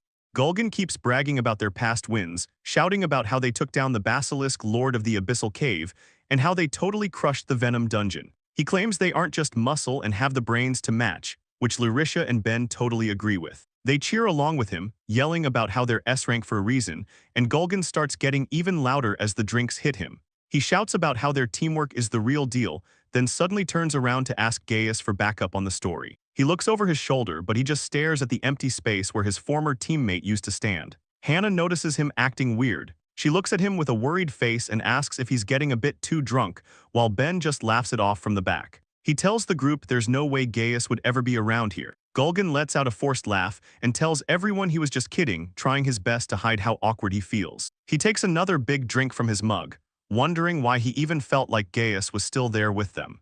Gaius starts looking back on everything, and it hits him that maybe things weren't exactly how he remembered, since he was always right there in the middle of the chaos, even taking on goblins and monsters head-on, while the rest of the team realized his support was actually the secret to every win they ever had. Back at the table, Hannah gets a bit tipsy and admits that Gaius really did put in a lot of work, and Ben joins in shouting about how impressive it was that a beginner class guy could actually keep up with them, while Larisha starts to wonder if things were deeper than that. Gulgan looks totally stressed as he mumbles about how Gaius probably saved them more than once, but the mood breaks instantly when a hand slams down hard on the table, splashing drinks everywhere. Gulgan loses it and screams at everyone to stop whining about the guy they kicked out, his face turning bright red because he claims they're making the booze taste bad with all this talk. He stands there yelling at his teammates, leaving Larisha and Ben completely stunned, while Hannah just looks annoyed and Varian watches the whole scene fall apart. Gulgan stands there looking completely flustered and blushing, unable to get a full sentence out as he suddenly shouts that he's going to check on the Draconix before bolting out the door, leaving everyone else behind, while Miria looks on with a total face of annoyance and asks what his deal even is. Varian just smiles and reminds her that Gulgan was actually the first one to bring up Gaius's name. And outside, the moon hangs high in the clouds as the night gets quiet for a moment. Gulgan stumbles through the grass, groaning to himself about how he definitely had way too much to drink, but he tries to play it off by thinking he's still got it together, bragging to himself about being responsible enough to check the mounts. He keeps the self-praise going, thinking about what a considerate guy he is for doing this while he starts imagining what Gaius would think of him, even asking out loud if Gaius would agree. This triggers a memory of Gaius from back in the day, looking over his shoulder and asking Gulgan what's up. Gaius and Gulgan are back in the stables with their mounts. The whole memory is glowing as Gulgan yells that they're all going to the tavern to celebrate finally hitting S-rank, but Gaius just tells him to go on ahead and that he'll catch up with the group later. Gulgan tries to get him to come along, arguing that the Draconix can wait for once, though Gaius won't budge, saying he doesn't feel right if he skips his routine at this time because he really believes that good work always comes from having a good life, and he reminds Gulgan to never neglect the basics of the job. Gulgan walks off calling him way too preachy, while Gaius just warns him not to stay out too late. Back in the present, Gulgin stands alone in the dark blushing over the memory, and he finally admits to himself that the booze is definitely starting to hit him hard. The booze is really playing tricks on Gulgin's head. It honestly feels like Gaius is standing right there wearing that same old hood and looking just as calm as he used to be. Gulgin stares at the empty space, remembering how Gaius was always out here taking care of the Draconics around this time. He thinks back on all those boring daily chores that every adventurer is supposed to do, and how Gaius would just smile and handle everyone else's share of the work without complaining once. The weight of everything finally starts to get to him, and he looks like he's about to break. He bows his head low to the shadow of his old friend, saying thank you and that he's sorry for everything, standing there in the quiet of the night as the guilt just keeps pouring out. He knows these are the words he should have said while he was sober instead of waiting until now. But the image of Gaius just stays silent, leaving Gulgin alone with his thoughts in the dark. Turns out that's not an illusion. The real Gaius actually showed up because he was worried and wanted to check on everyone, and seeing Gulgin like this has him completely thrown off. Gulgin just mumbles to himself, asking what's even happening right now, but Gaius can't believe his ears. He never thought he'd live to hear words like thank you or sorry come out of Gulgin's mouth. It's just dead silence between them for a second. Gulgin stands there staring while Gaius watches him from under his hood. And Gulgin is so wasted he's convinced the image of Gaius standing in front of him is just a hallucination that won't go away. He tells himself he must still be drunk as he looks straight at his old friend, completely missing the fact that he's actually there. He keeps insisting to himself that there's no way Gaius would be standing here right now, so he just looks down, trying to shake the vision. He keeps repeating that it's impossible and that Gaius would never actually come back to the party after everything that happened. Gaius just stands there listening to him, and the wind blows through the trees under the stars, leaving the two of them in the quiet night. Gulgin starts shivering and complaining about how freezing it is out here. He's basically done for the night, asking himself if he should just head back and keep drinking. He walks off, leaving Gaius standing there alone under the stars, just looking up at the night sky. But then, someone moves in fast and puts a sword right to his throat, catching him completely off guard. He doesn't even have time to react before the person calls him an intruder for sneaking around at night. Gaius starts sweating, but he recognizes the voice and tells the guy it's been a long time. It turns out the man is Varian, and Gaius refers to him as Master. Varian just smiles and tells Gaius that he was actually looking to have a word with him too. Gaius is stuck between Miria and his old instructor, realizing he just walked into a really awkward situation. He's breaking out in a cold sweat, clearly stressed about what comes next. Gaius stands there looking pretty tense as the night goes on, while things are just starting to heat up with whispers of undead monsters creeping around in the dark. Varian and Gaius face each other under the stable roof. Varian starts laughing and tells Gaius to relax and not be so stiff. He takes a good look at his old student and says it looks like he's actually doing pretty well for himself. Varian smiles, thinking about how youth is all about meeting and eventually moving on from friends your own age. He mentions that it seems like Gaius has been spending a lot of time with a pretty intense, strong-willed group lately. Gaius looks back on his time with Crescent Claw and admits it's true, apologizing for all the trouble they've caused. Varian cuts to the chase, saying he figures Gaius showed up because he has something heavy on his mind. Gaius stays quiet for a second, just looking down. Varian mentions he heard all about the mess the party made during the guild training and the scene they caused back in town, which leads Gaius to ask if he's talking about the time the Draconics started rampaging. It turns out there are serious risks when a Draconix is ignored or treated poorly by its riders. Even if they seem tamed, once a magical beast like that starts going wild, the actual rampage is only the beginning of the trouble, because the real threat is much grosser and scarier than that. The smell from a stressed Draconix actually pulls in higher-level monsters from all over. In the worst possible case, that scent can even bring a dragon down on the town. Varian laughs a bit and says since the store owner gave them a hard time, the party was at least doing the bare minimum to keep the animals calm. So it seems like everyone managed to avoid a complete nightmare scenario this time. Gaius just stares at his hand on the table, thinking about how bare minimum is all he can expect from them. Gaius stands there with a shovel over his shoulder, ready to get started. He drives the blade deep into the dirt to clear the area. While he works, he thinks about cleaning out the dirty straw and figuring out what food each animal likes best.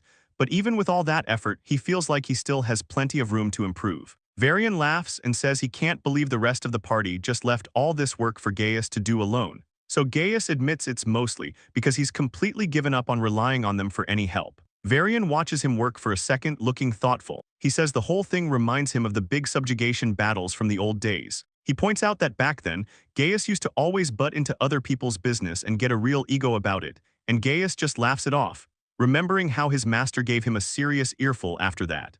Varian's voice from the past rings out, telling Gaius to never step into another person's territory. He explains that you can never fully master your own field, so you have to keep chasing it, and above everything else, you always have to show respect to the people around you. Back in the present, Varian realizes that Gaius actually took those old teachings to heart. So Gaius looks away and admits they really should have worked together on the basic stuff like cooking or cleaning. He gives a small smile, mentioning he only did all that because he thought it's what his master taught him. But Varian just sighs, saying the rest of the party should have been able to handle that much on their own honestly. It's not even worth talking about since it's such common sense. He finishes by saying it's never a good idea to just assume things will work out, which leaves Gaius standing alone under the full moon, thinking that maybe he needs to start changing his ways too.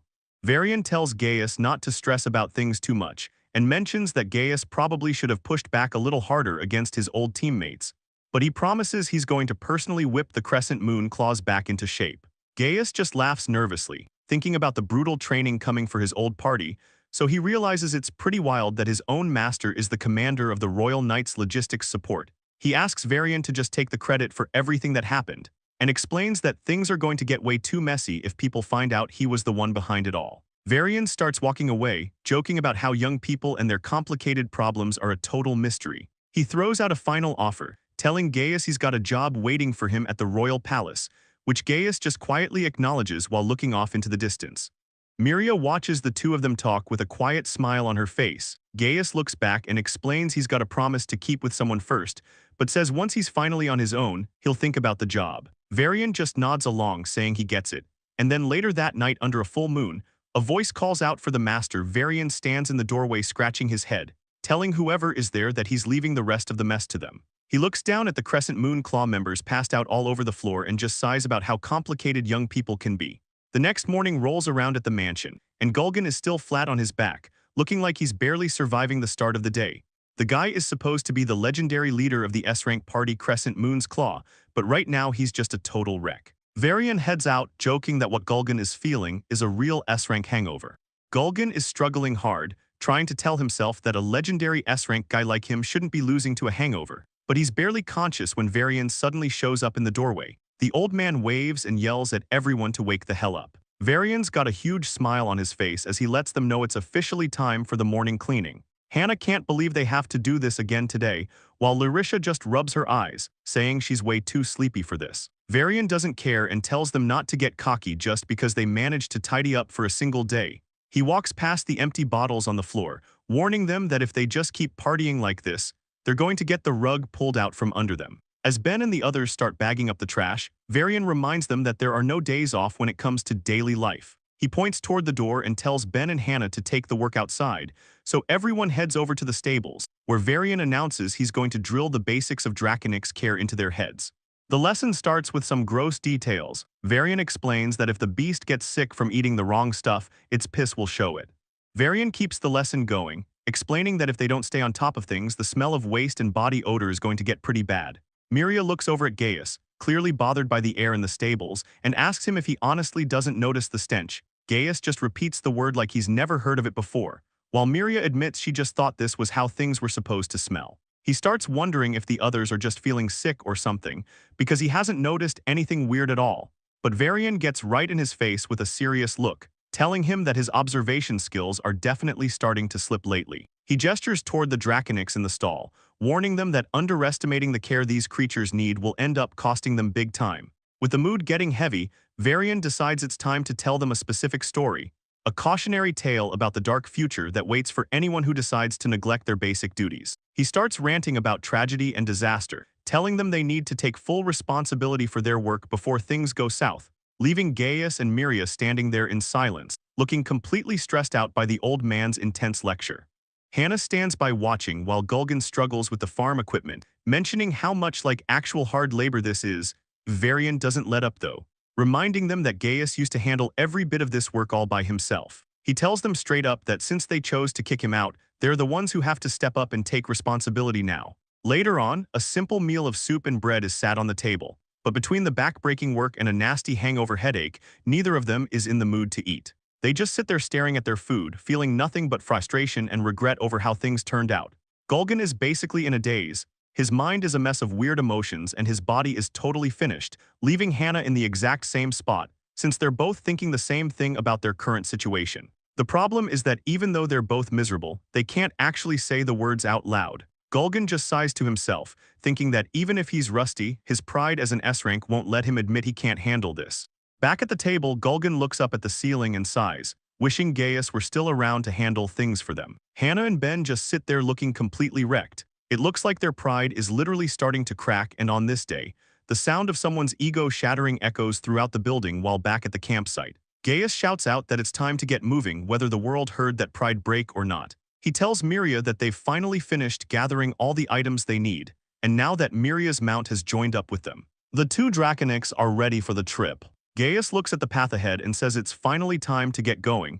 He suggests they break down the camp immediately so they can start heading toward the dungeon. He starts moving so fast he's basically in 3 places at once, packing everything up while Miria stands there totally shocked. She watches him work like a machine. He's making the whole process look way too easy.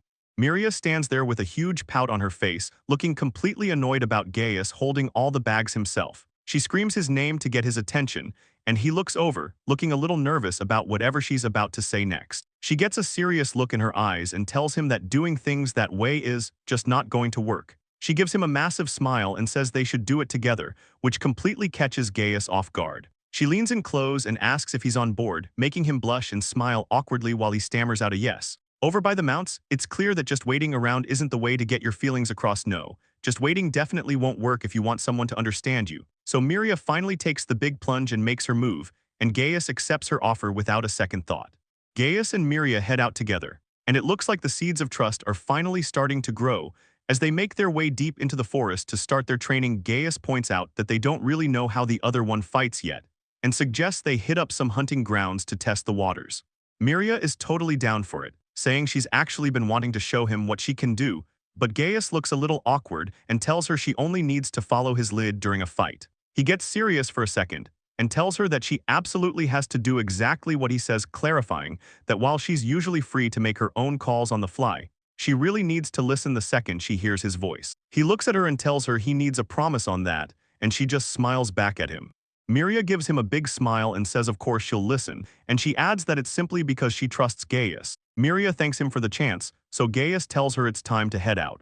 Gaius leads the way on his mount, moving fast through the trees while he looks back to tell Miria she's doing a great job keeping up. Miria just laughs and tells him he better not underestimate her skills. She looks like she's having a blast riding through the forest until they finally come across a dark, rocky cave entrance hidden in the woods.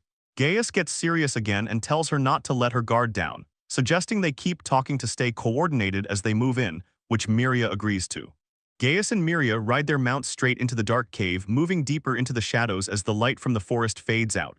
The rocky entrance sits quiet among the trees, and then suddenly these 2 glowing white eyes show up out of the pitch black. But back in the woods, these tall, wiggly shadow monsters pop out of the ground. One of the shadows starts sliding back down into the dirt with a weird sound. It disappears completely, leaving only one of the creatures standing there while it watches the clearing from the middle of the forest all by itself. Moving on to the town, things are looking pretty normal and chill on the streets, leading up to a fancy balcony where someone seems to be watching from above.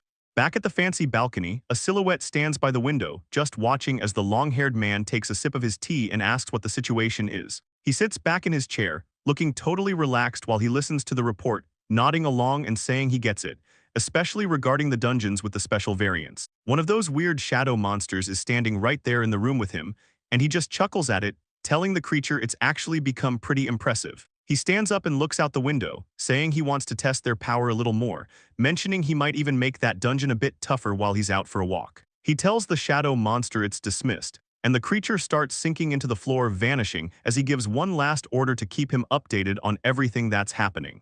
The mysterious man just stands there with a dark smile on his face, thinking to himself about how Gaius has grown up and looks delicious now. He figures that all the stuff Gaius did out in the world was actually a big deal, but he wants Gaius to remember that running away isn't an option anymore. His eyes get real intense as he says he's definitely coming for him, so he better wait. And he touches his face while calling Gaius his precious little favorite. The voice keeps echoing Gaius's name over the quiet town, drifting right over the roof of the local inn where things are a mess. Inside, Gulgan and his crew are face down on the table, completely wrecked. Varian just laughs at them and says to get up because they're heading out today. Varian gives a big grin and tells the group it's finally time to let out all that hidden power. But Gaius and Miria just sit there at the table, looking like they haven't slept in days. Outside the building, the announcement goes out that combat training is officially starting, and Ben is already in his gear, looking way more excited than he probably should be. He tells himself he's not going to let Gaius take all the glory and stay the main character, while Gulgan stands there looking sharp, totally focused on proving they still deserve that S-rank title. Hannah and Lyrisha are right behind them, looking serious and ready to actually get some results this time. The weather is perfect as the clouds drift over the training grounds, and Ben starts screaming at the top of his lungs about how they're going to crush this training with Gulgan joining in, yelling for the forest wolves to bring it on because he's ready for anything. The group looks out at a field filled with rows of wooden training dummies, and Lyrisha can't believe her eyes, asking Varian if this is some kind of joke since they're supposed to be pros. Varian just leans on the fence and tells them he can't just pull magical beasts out of thin air, so they're starting with dummies first, which makes Hannah feel like they're being totally disrespected. Gulgan tells the rest of the party to just hurry up and get this over with, while Varian just laughs and says he's actually looking forward to seeing what they've got. He slams an hourglass onto the table and gives them 3 minutes to take the target down, then yells for them to begin, sending the whole party into their combat stances immediately. Lyrisha starts chanting for a speed boost while Hannah gets her flame scattershot ready to go, and Ben charges straight ahead, yelling that taking the lead is exactly what he's there for. Lyrisha finishes her chant and sends a wave of support magic toward Gulgan, who gears up to move feeling the rush of the speed boost Lyrisha just gave him, and he figures he can use this momentum to flank the targets from the opposite side of where Ben is charging, planning to take them all out with a sudden quick attack as he zips across the field toward the group of training dummies. Hannah watches him go and can't even believe her eyes, saying he's moving way too fast for her. But just then a massive explosion rips through the air, and someone yells for Gulgan to get out of the way, leaving him completely stunned as he looks over at the sudden blast he didn't see coming. He sees another one coming straight for him and starts losing it, wondering how this is happening again, right as the energy hits the ground and erupts into a huge cloud of smoke and fire. Gulgan starts flailing around and swearing as he tries to scramble away before he gets caught in the mess. Gulgan realizes he's completely stopped moving in the middle of the chaos.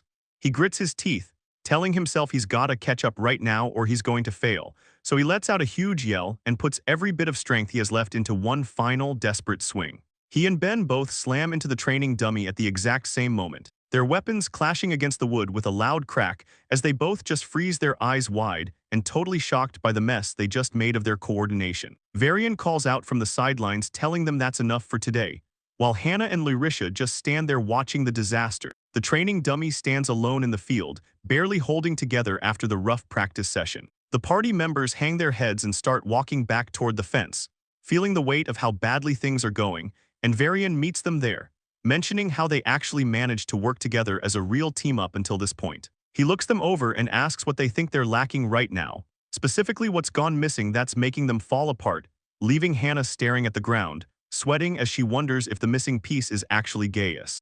Varian looks up at the sky with a calm smile, telling the group that their guess is only half right.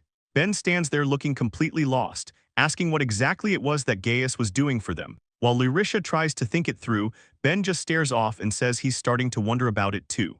Gulgan looks down as a specific memory hits him, and he finally realizes Gaius was calling out instructions. He remembers the whole group standing together back in the day when things actually worked. Gulgan repeats the idea of calling out like it's a totally new concept he's just now getting. He starts looking focused again, telling the rest of the team they need to review how they were moving, pointing out how Ben used to start every fight by attacking from the right side. He then remembers how Hannah would always follow that up by casting a massive area of effect spell, and at the same time, Lyrisha would make sure to hit Gulgan with a speed boost buff to keep the momentum going. Gulgan keeps thinking back to their old rhythm, remembering how he'd wait for the right buff before attacking from the side opposite of Ben. The truth is starting to hit the whole group now, as they realize everyone was just doing their own thing based on their own judgment, so it was really just a matter of time before they all started getting in each other's way and clashing. Gulgan finally gets it, admitting that the only reason they could fight perfectly without any issues before was because Gaius was always there, reading the whole battlefield and feeding them the orders they needed to stay together. Varian gives a satisfied smile, telling Gulgan it looks like he's finally matured enough to realize that and put it into words. Gulgan takes a second to process everything, then says that from here on out, what they really need to do is Hannah jumps in, explaining that they have to start calling out to each other and being clear about which targets they're hitting. Larisha looks pumped up as she adds that they need to pay attention to how everyone is moving so they can read the situation and actually build some teamwork. And Ben just stands there with a big grin, totally on board with the new plan. The Crescent Claw party stands together in the clearing, finally on the same page and looking ready. Gulgan stares ahead with a serious look, admitting it's not going to be easy, but they've got to learn how to move as a real team. While nearby, Miria watches them with a quiet smile, thinking to herself that she's not ready to face Gaius just yet. The whole group gets fired up, with the girls shouting that they can do this and Gulgan rallying everyone to give it their best shot. Varian just laughs at their energy, telling them he likes that spirit. He warns them that he's going to keep them training for as many days as it takes to get it right, and the group shouts back their agreement. The scene shifts over to a rocky cliffside where things are already getting intense because a pack of goblins comes charging out, weapons raised and screaming as they look for an opening. Miria doesn't hesitate for a second, leaping high into the air and coming down right on top of them, and as she starts cutting through the pack, Gaius shouts out that he's got her back. Miria stays on the move, cutting through the monsters as she yells to wipe out the whole group they lured here in one go. Gaius shouts back that he's on it, his boots hitting the ground hard as he moves into position. Miria leaps way up into the air to stay above the chaos and keep the pressure on. She actually lets out a little laugh, clearly feeling good about how the fight is going. While she keeps the pack distracted, Gaius makes his way up the rocky ridge to get a clear line of sight. He draws his bow back, locking his eyes on the targets below and getting ready to let it fly. Gaius lets loose a magic bow skill called Rapid Fire, and a storm of arrows rains down, tearing right through the goblins. Miria follows up immediately with her own special move, Diamond Dust, spinning through the air and freezing everything in her path. Larisha just stands there taking it all in, watching how perfectly the two of them work together. With the pack completely wiped out, the area goes quiet, leaving a massive pile of monsters in the middle of the trail. Miria looks over the cleared area and mentions that they probably got every last goblin in the cave, and Gaius watches her for a second before telling her she's really gotten strong lately. He points out how her fighting style is totally different now compared to back when she was just a mage. Miria gets all bashful and tries to play it down, saying it's really not that big of a deal, but she can't hide her pride as she mentions how hard she's been training, and privately she thinks about all those hours spent hitting the training dummy just to be worthy of him. Actually fighting right next to him is what really proves it to her. She starts going over everything he does, like his wide vision, his split-second judgment, and his throwing skills. To anyone else they might look like basic moves, but she knows they're all actually top tier, and she smiles to herself, realizing there isn't anyone this reliable even among the A-rank pros she's seen. The cave ceiling is all cracked and rocky above them, and down below, a warm pot of stew is bubbling away over the campfire. Gaius and Miria take a break from the hunt to set up camp, with Sucre watching over them as Miria looks at the fire and wonders out loud how long it's been since they started this, and she thinks about how great it is that they're finally working for themselves and each other. Gaius catches her vibe and smiles, saying that this kind of quiet moment is actually really nice. He mentions they've definitely hit up a lot of different hunting spots lately. Then he tells her that once they get back to town tomorrow and get everything ready, Miria gets excited and asks if that means they're finally going to hit the actual dungeon. Gaius just looks at her with a confident grin, looking totally ready for whatever comes next. Gaius looks at their camping gear and says he knows they'll be just fine together, and Miria realizes she can finally say that with total confidence now. She looks at him with this really soft, happy look in her eyes as Gaius agrees with her, and she looks up at him feeling completely supported. Miria explains that whenever she's out there fighting right by his side, all of her fear just completely disappears, leaving her feeling bold. Gaius scratches his head and asks if that's actually a good thing, but she tells him it definitely is. She feels it way more with him than she ever did with any other group, because his advice keeps her focused and makes her feel like she can dodge anything. As the stew bubbles away, she tells him that being a team just feels really good. Gaius stands there looking genuinely touched, a soft smile spreading across his face as he repeats her words with a little laugh, asking if being together really feels that good, and he lets it slip that in all his time adventuring, no one has ever said anything like that to him before. Miria just giggles and tells him that feeling this confident is just a special perk of being an attacker. The two of them settle in for the night, sitting by the warm glow of the campfire inside the cave, while they share a quiet moment just looking at each other, feeling totally at ease. Suddenly, the silence breaks when she announces that the stew is finally done, so they look down at the steaming pot full of meat and vegetables, and Gaius takes his first big bite, looking completely shocked by how amazing it tastes. He can't believe it, thinking to himself that the flavor is so much richer than anything he's ever made. Back at the campfire, Miria explains her secret ingredient. She says she adds butter, which is why the flavor is so much better than what he's used to.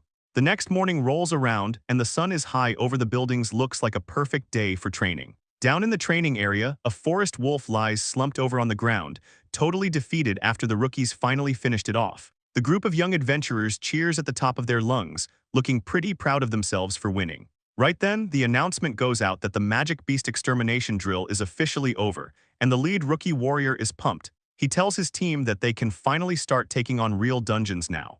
The guild clerk watches them from the counter and gives a polite nod, telling the kids congratulations on passing. But then a massive sound rings out through the streets.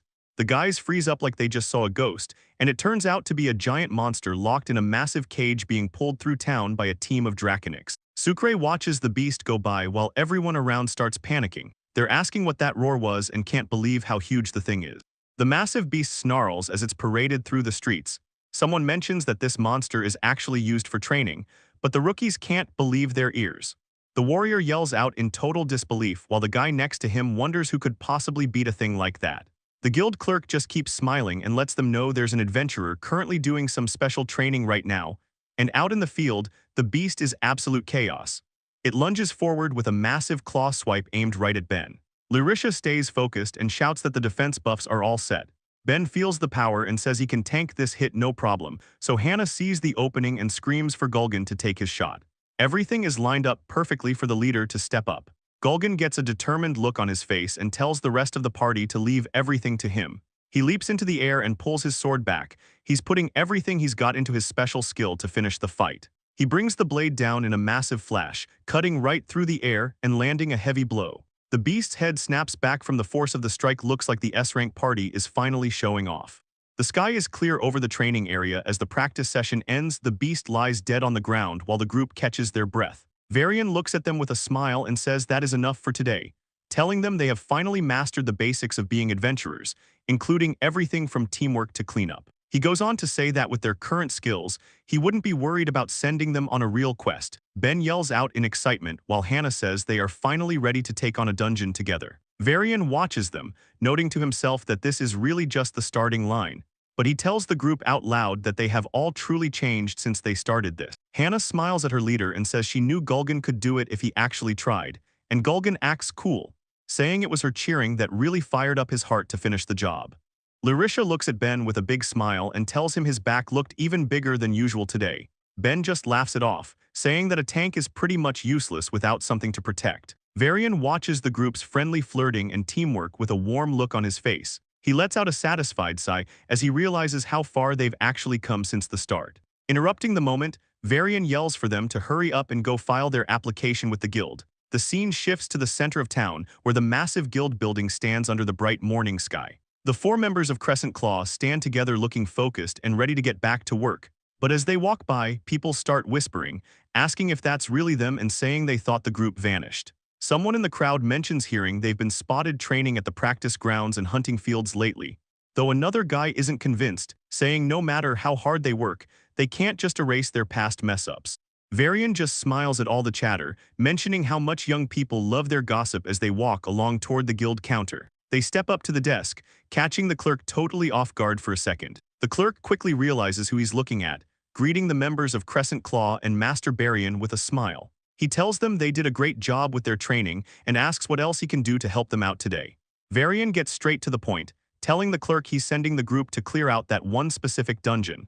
The clerk adjusts his glasses and says he understands exactly which one Varian means, while Hannah and Larisha look a bit confused. Hannah asks him to clarify which dungeon he's actually talking about.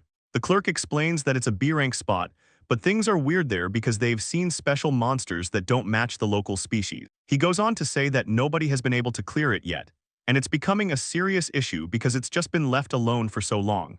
Gulgan looks pretty uneasy and says that sounds like a creepy story, while Varian just stands there laughing.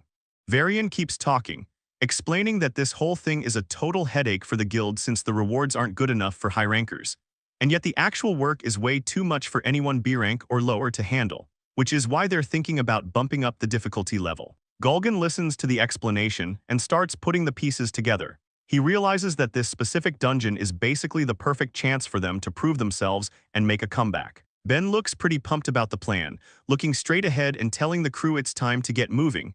The group heads out together, totally ignoring all the drama and gossip people in town have been spreading about them. They're focused on one thing only: hitting this dungeon raid and finally clearing their names once and for all. Gulgan leads the way with plenty of confidence, ready to face whatever weird undead stuff is waiting for them inside. The party pulls up to the massive stone doors of the dungeon entrance, sitting on their mounts. Gulgan looks up at the entrance and Ben starts laughing in the back, both of them ready to finally get this clear started.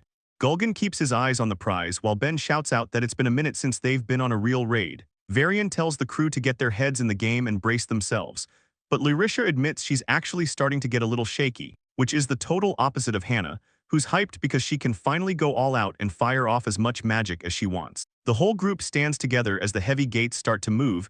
The raid is finally happening. Whenever someone shows up with enough heart to actually challenge this place, the massive stone doors respond by swinging wide open for them. This is the dungeon, a place where the normal rules of the world don't really apply anymore. Glowing eyes watch from the dark as monsters wait to jump out from every corner.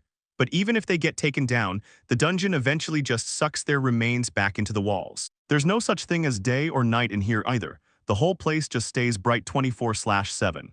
Dungeons aren't simple. They don't just have one fixed entrance and instead tend to just pop up randomly wherever they want. Getting back out is just as tricky, because there are actually only a couple of ways to make it out of a dungeon alive. The first way out is to find a specific magic circle hidden somewhere inside that links back to the outside world. The second option is to track down the dungeon boss, kill it, and then destroy the glowing core tucked away inside its body. Or if a party manages to just grab the core, the dungeon counts as cleared, and everyone gets warped outside instantly. Gulgan and Hannah lead the group deeper into the tunnels on their mounts. As they travel, someone brings up the rumors they heard about a special variant monster possibly lurking nearby, which makes Hannah speak up, asking why exactly the details on this thing are so vague and hard to understand. She barely finishes her sentence before she stops. Something is definitely changing in the air around them. Larisha puts her scouting skills to use, looking completely stressed as she says she's picking up a heavy vibe that smells like failure. A massive scaly foot with sharp claws slams down hard against the stone floor. 3 reptilian monsters called Cycnos crawl out of the dark and close in. Gulgan yells out that it's a magic beast, while Hannah looks on, starting to get a really bad feeling. She covers her mouth and says the smell is all wrong, realizing something is definitely off about these things. Varian starts sweating, asking if this thing is actually a half-undead since there was nothing about that in any of the reports. He warns the group that their usual way of fighting isn't going to cut it against an enemy like this.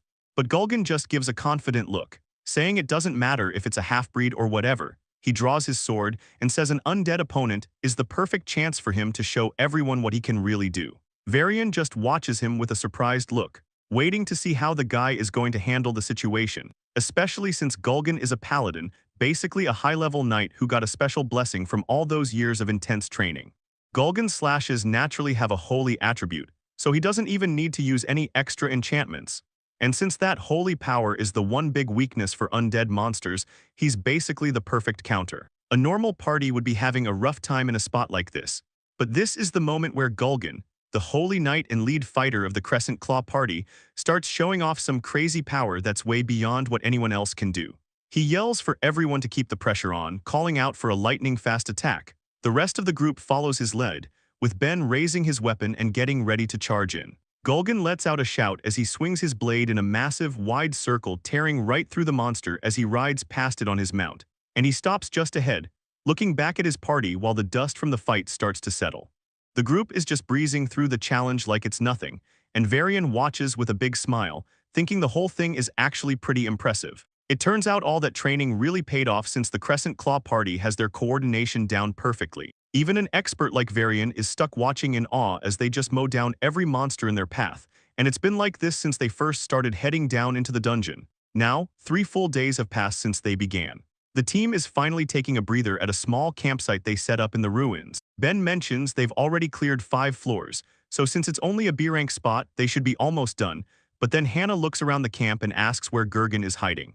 One of them points out that Gurgen just went to go grab some water a second ago. Larisha looks back at Hannah, who's got a really serious look on her face. Hannah stares down at her drink and says that since they've made it this far alone, they finally get just how much Gaius was actually doing to look out for them. She looks off into the distance, mentioning how much she wants him to see how they've grown, though she admits to herself that asking him to come back is just a selfish wish. She thinks that at the very least, she wants to really make a big name for the Crescent Claw party, and she honestly hopes that somehow, somewhere out there, Gaius ends up hearing about it. Hannah has this look of pure determination in her eyes as she makes this silent promise. But before any of that, she knows they have to focus on clearing this dungeon safely. Someone yells out that dinner is ready, catching Gulgin totally off guard as he shouts back that he's on his way. But the scene suddenly shifts back to the dark stone entrance of the dungeon where things are taking a turn. Gulgin and the girls look completely stressed out, while Varian just stands there laughing like it's a joke. A flaming horse monster charges forward, and someone points out that a really troublesome creature just showed up. Ben loses it, yelling out that the thing is actually a nightmare, while Larisha panics, wondering why a monster like that would even be in a B-rank dungeon. The nightmare is a total freak of nature that literally eats the minds of anyone who gets too close. And once it hits you, it's game over, you just slowly die without ever waking up again. Gulgin and Gaius stand their ground, but they both know they're in deep trouble. Gulgin and Ben get ready for the fight, but Gulgin admits it isn't his first time facing one of these. It's just that Gaius was always there to help before, and he knows that trying to fight this thing like a normal monster is going to be a real nightmare. He starts doubting himself, wondering if he can even pull this off without Gaius's support to lean on, but Hannah notices him overthinking and asks what he's doing just brooding there all by himself. She looks totally unbothered, asking if the plan is basically just to blow the horse's head off, which completely catches Gulgin off guard. He just stares at her, realizing she's not scared at all, and then Larisha speaks up next. She's a little shaky but says she's been thinking of a way to handle this too. She suggests they use Hannah's ice magic to clear a path through the flames, and promises to keep a holy barrier up to protect everyone while Ben gets fired up in the background. Ben jumps right into action, shouting that he'll take the front line to lead the charge. Ben gets his armor settled and tells the rest of the group he's counting on them for backup if anything goes wrong, and Gulgin just looks at Ben and Larisha in total shock. He can't believe how ready they are to jump in, making him realize that he'd actually become pretty timid lately without even noticing it. He starts thinking about how he can't keep chasing Gaius's shadow forever. He knows he needs to move on, especially since it's clear now that he isn't fighting this battle all by himself. He looks at his team and finally feels like he has people he can actually lean on again. Ben says the plan is officially set, and Larisha yells for everyone to get moving as Ben locks in and starts the charge with a look of total focus. Larisha stays right behind him, calling out her special skill to set up a bunch of barriers, and then she uses her support magic to hide their approach so they can get the jump on the enemy. The nightmare monster rears up, looking huge and dangerous, but Ben just stands his ground right in front of it. Hannah and Gulgin lock eyes and focus up, getting ready to start a massive combined spell together. As the wind starts swirling around them, Larisha watches from the side while the two of them stand perfectly in sync. They're both totally determined to go all out, saying they're going to hit these things with every bit of power they've got. Gulgin starts the chant, calling on the holy light to dwell within his blade, while Hannah gathers her mana and calls out to the freezing air to join the attack. They're working like a well-oiled machine again, and they command the energy to take the form they want and clear a path right through the chaos. Gulgin yells for the magic to go forth and just wipe out every enemy in their way. Then Hannah unleashes her Icicle Road spell, creating a frozen path that leads straight to the target. Gulgin follows through with a Saint Anima slash, catching the nightmare in a massive explosion of light and steel. The nightmare gets caught right in the middle of the massive blast, and Hannah shouts that this is the final hit to end the fight. Everything goes up in a huge explosion, leaving nothing but smoke as the last bits of the beast fade away into the air. Varian starts laughing and tells them they did a great job, and Gulgin says things went well, while Hannah says it was easy with their teamwork. Varian looks out over the area while the smoke finally clears out, and he thinks to himself about how easily they managed to drop a nightmare. He realizes the group is actually a lot more powerful than he thought, and he admits that finding a monster that's strong in this dungeon was just rotten luck. Sucre thinks about how this isn't impossible, but having a half-undead monster show up changes things, and he knows for sure that something is seriously wrong with this dungeon. Varian looks into the dark and mentions they should be hitting the bottom floor soon, but he realizes some annoying pests have been following them the whole way. He tells himself it's best to stay on guard as he walks Sucre past the rest of the group. The stone stairs lead even deeper into the dark, where Gulgin is busy hacking through a bunch of flying monsters in the middle of all the dust. Later on, the crew sits around a fire to grab a meal and some drinks to recharge, and everyone eventually just passes out on the floor to get some rest. Gulgin keeps moving on Sucre's back and says they've finally made it to the spot. The group finally makes it down to the bottom floor, staring at the massive stone door ahead, and Larisha mentions she's starting to get a bit nervous about what's waiting inside. Ben agrees, saying he never really gets used to the weird tension right before a boss fight. They keep moving down the stairs together, staying close as they reach the final level until Gulgin suddenly stops and tells everyone to wait because something feels off. Hannah narrows her eyes and says she can actually sense someone else nearby, so the whole party goes quiet, looking around the dark hallway for any signs of movement. Gulgin decides to take the lead and tells Hannah to stay back and support him, and she quickly lets him know she's ready to go. Gulgin draws his sword and hugs the stone wall, carefully peeking around the corner. Gulgin lunges forward with his sword drawn, moving with intense speed, but his blade gets blocked instantly by a dark-haired guy holding a dagger. Both of them freeze up as they lock eyes, neither one can believe who they're looking at. The rest of the group stops right behind Gulgin, totally caught off guard. Gulgin yells out Gaius's name in total disbelief while Gaius just stands his ground, and then a heavy silence falls over the hallway as the two sides just stare. Gulgin starts sweating, thinking to himself about how incredibly awkward this whole situation turned out. He starts spiraling, wondering why Gaius is even here, while Varian just stands in the back laughing, and that's when it clicks for Gulgin that his master was the one who set this whole meeting up. He figures the old man must have tracked both their locations through the guild records to make this happen.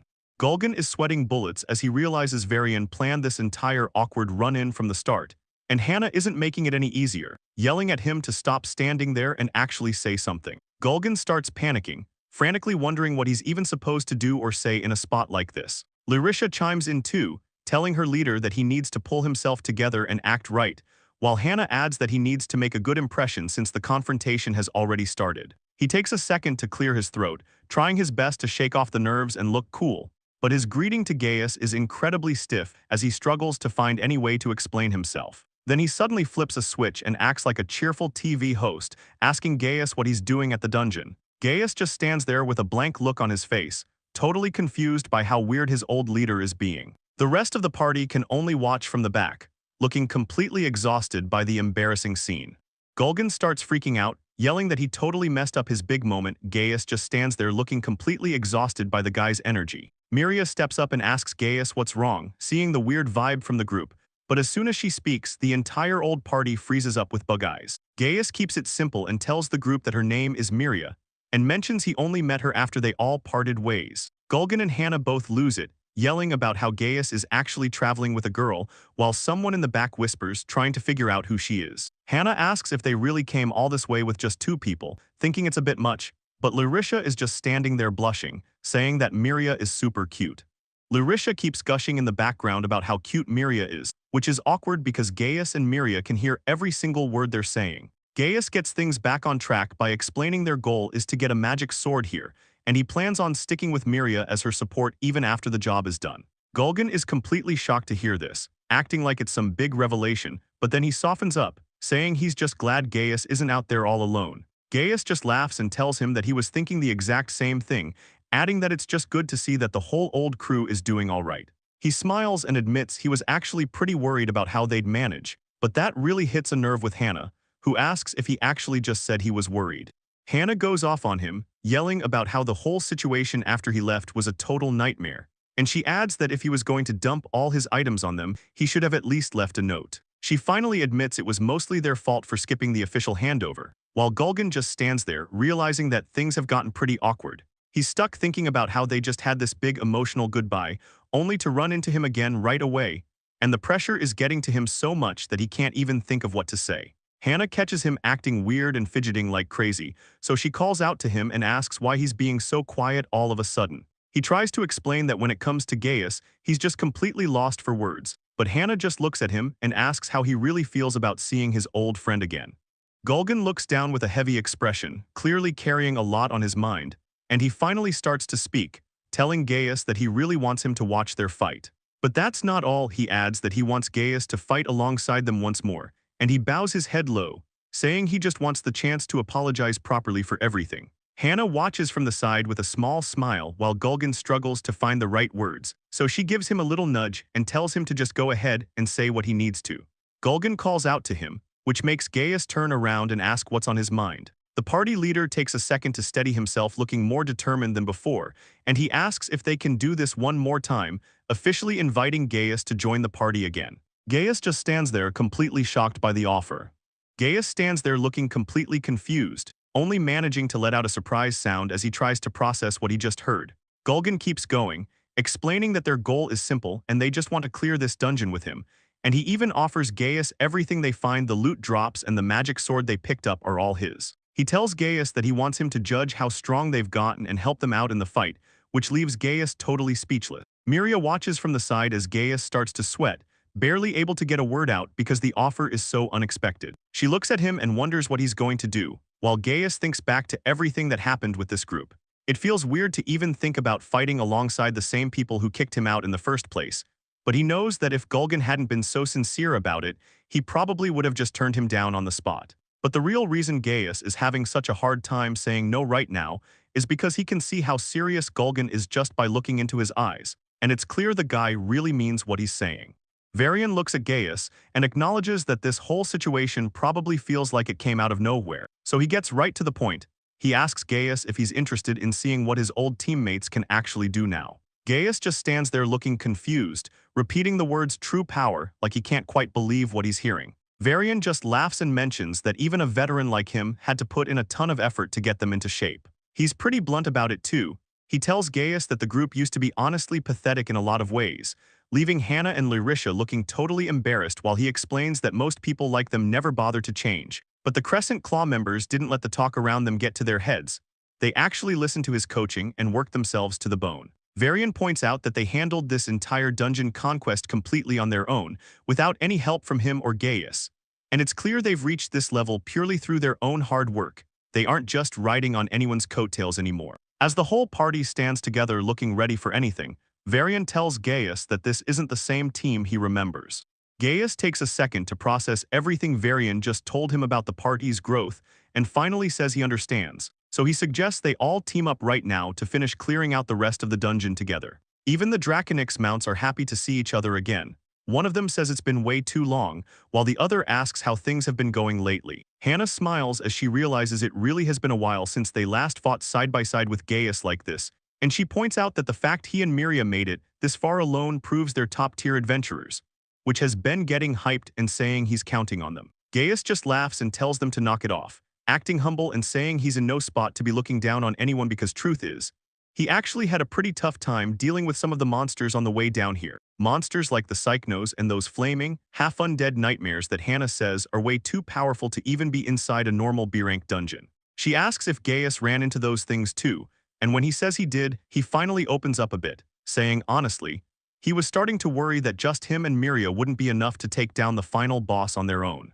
Gaius starts breaking down the situation, saying that if they were to actually reevaluate the rank of this place, there's absolutely no doubt that the boss waiting behind those big doors is S-rank material. The rest of the group stops what they're doing to listen to him, and as things settle down, Lyrisha turns her attention to Miria and asks if she's the one who's been traveling around with Gaius. Hannah stands off to the side with her arms crossed, giving the new girl a pretty skeptical look while Miria just smiles and introduces herself, explaining that she's Gaius's companion and an official party member. She tells them her name is Miria and lets them know she's a magic swordswoman, but Hannah just lets out a bored huff, acting like she isn't exactly blown away by the news. She tells Miria to just try her best and makes sure to add that she better not end up dragging the rest of them down. Miria doesn't say anything back, but her face goes totally blank as the comment clearly hits a nerve.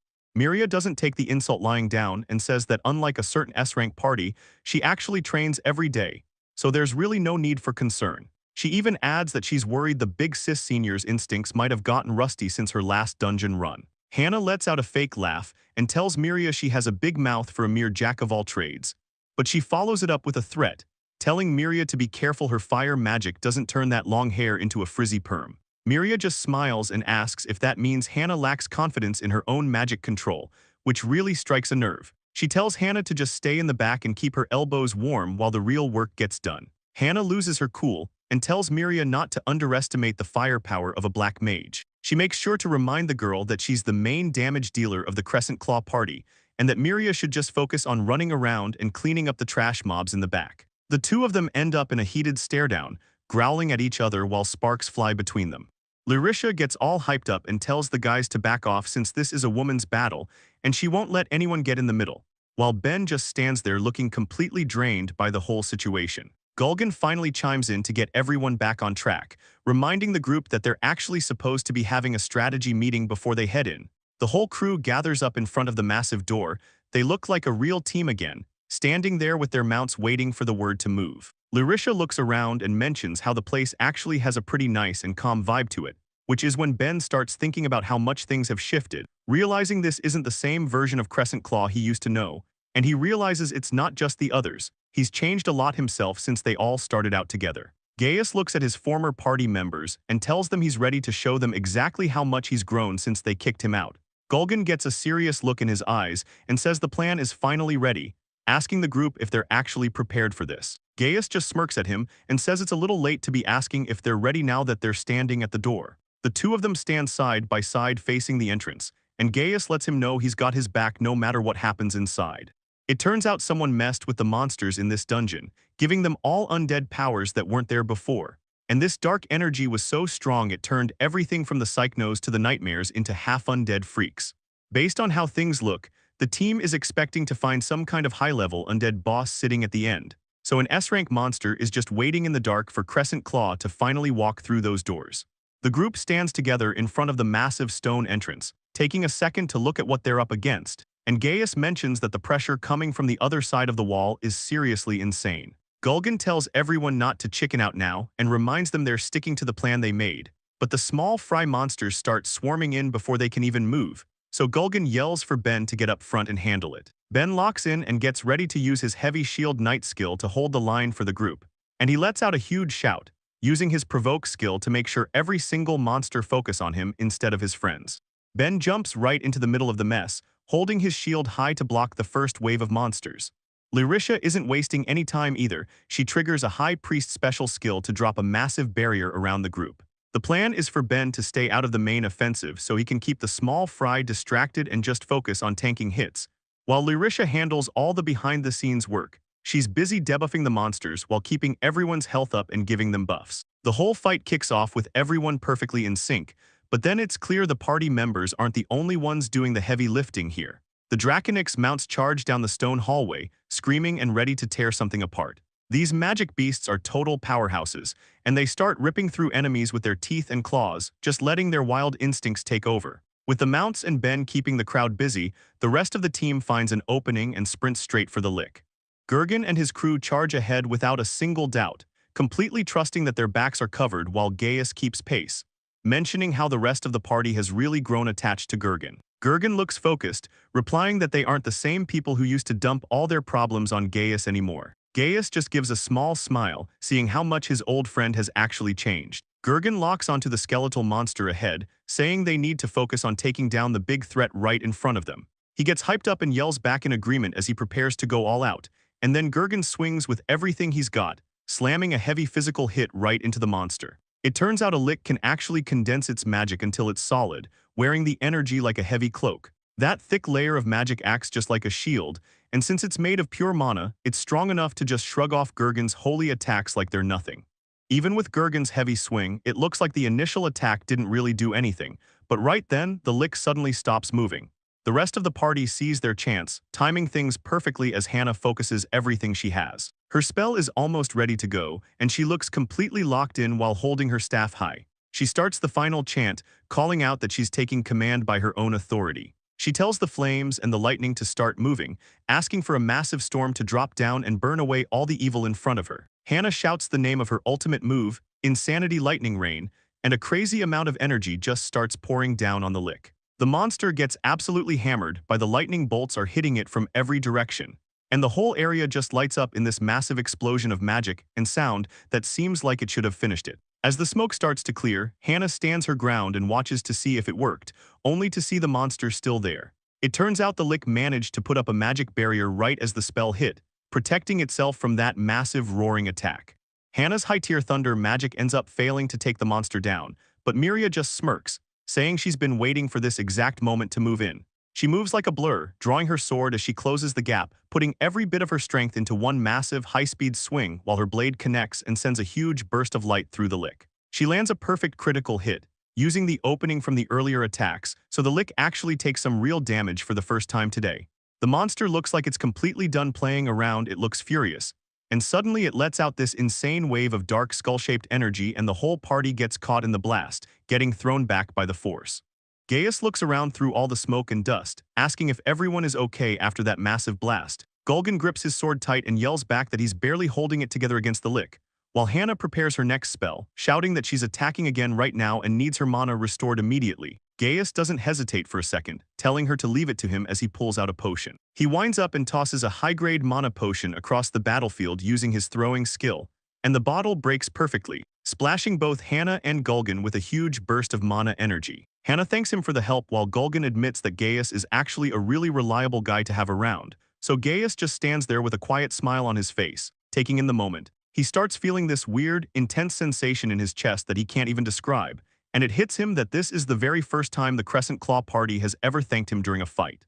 Gul'gan actually says thanks, and Gaius is just standing there feeling it. It's the first time he's ever heard those words from them. The lick is still floating there in the middle of all that smoke and energy. As the monster lets out a loud roar, Gaius watches closely and thinks to himself that everything is going pretty smoothly. He knows that once they stack up enough damage, the lick is going to shift into its next phase, so it'll probably try to fly up and hit them with some big area of effect spell to clear the area. But Gaius keeps his eyes locked on the target, noting that everything is going exactly according to his plan, and the monster is heading right into the weak spot Miria managed to open up earlier. He pulls his weapon back and shouts that he's firing off a magic arrow right now. He combines the arrow with some holy water, and the whole thing explodes against the lick's chest. Gaius says this is going to strip away the rest of the monster's magic mantle for good. Gul'gan yells that this is the chance Gaius gave them and tells the team to keep the pressure on, and Lyrisha agrees.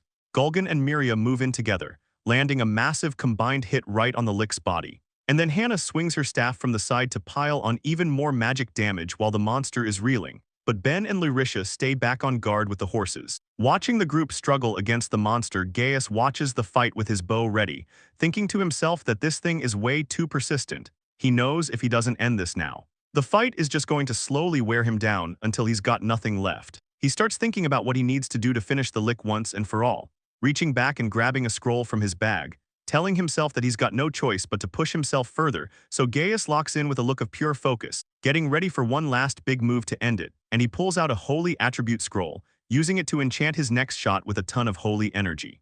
Gaius starts gritting his teeth as raw magic energy crackles around him, and he lets out a pained grunt from the strain of it all.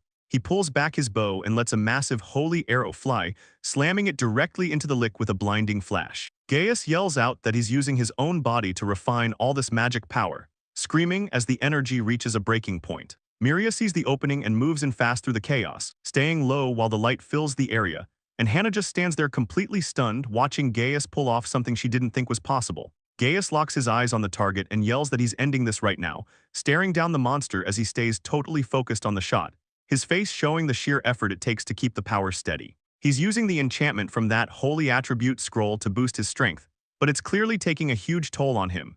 It's a really reckless move because he's basically sacrificing his own health just to put out this much energy, so it's basically a double-edged sword at this point, and there's no way his body can keep this up for long.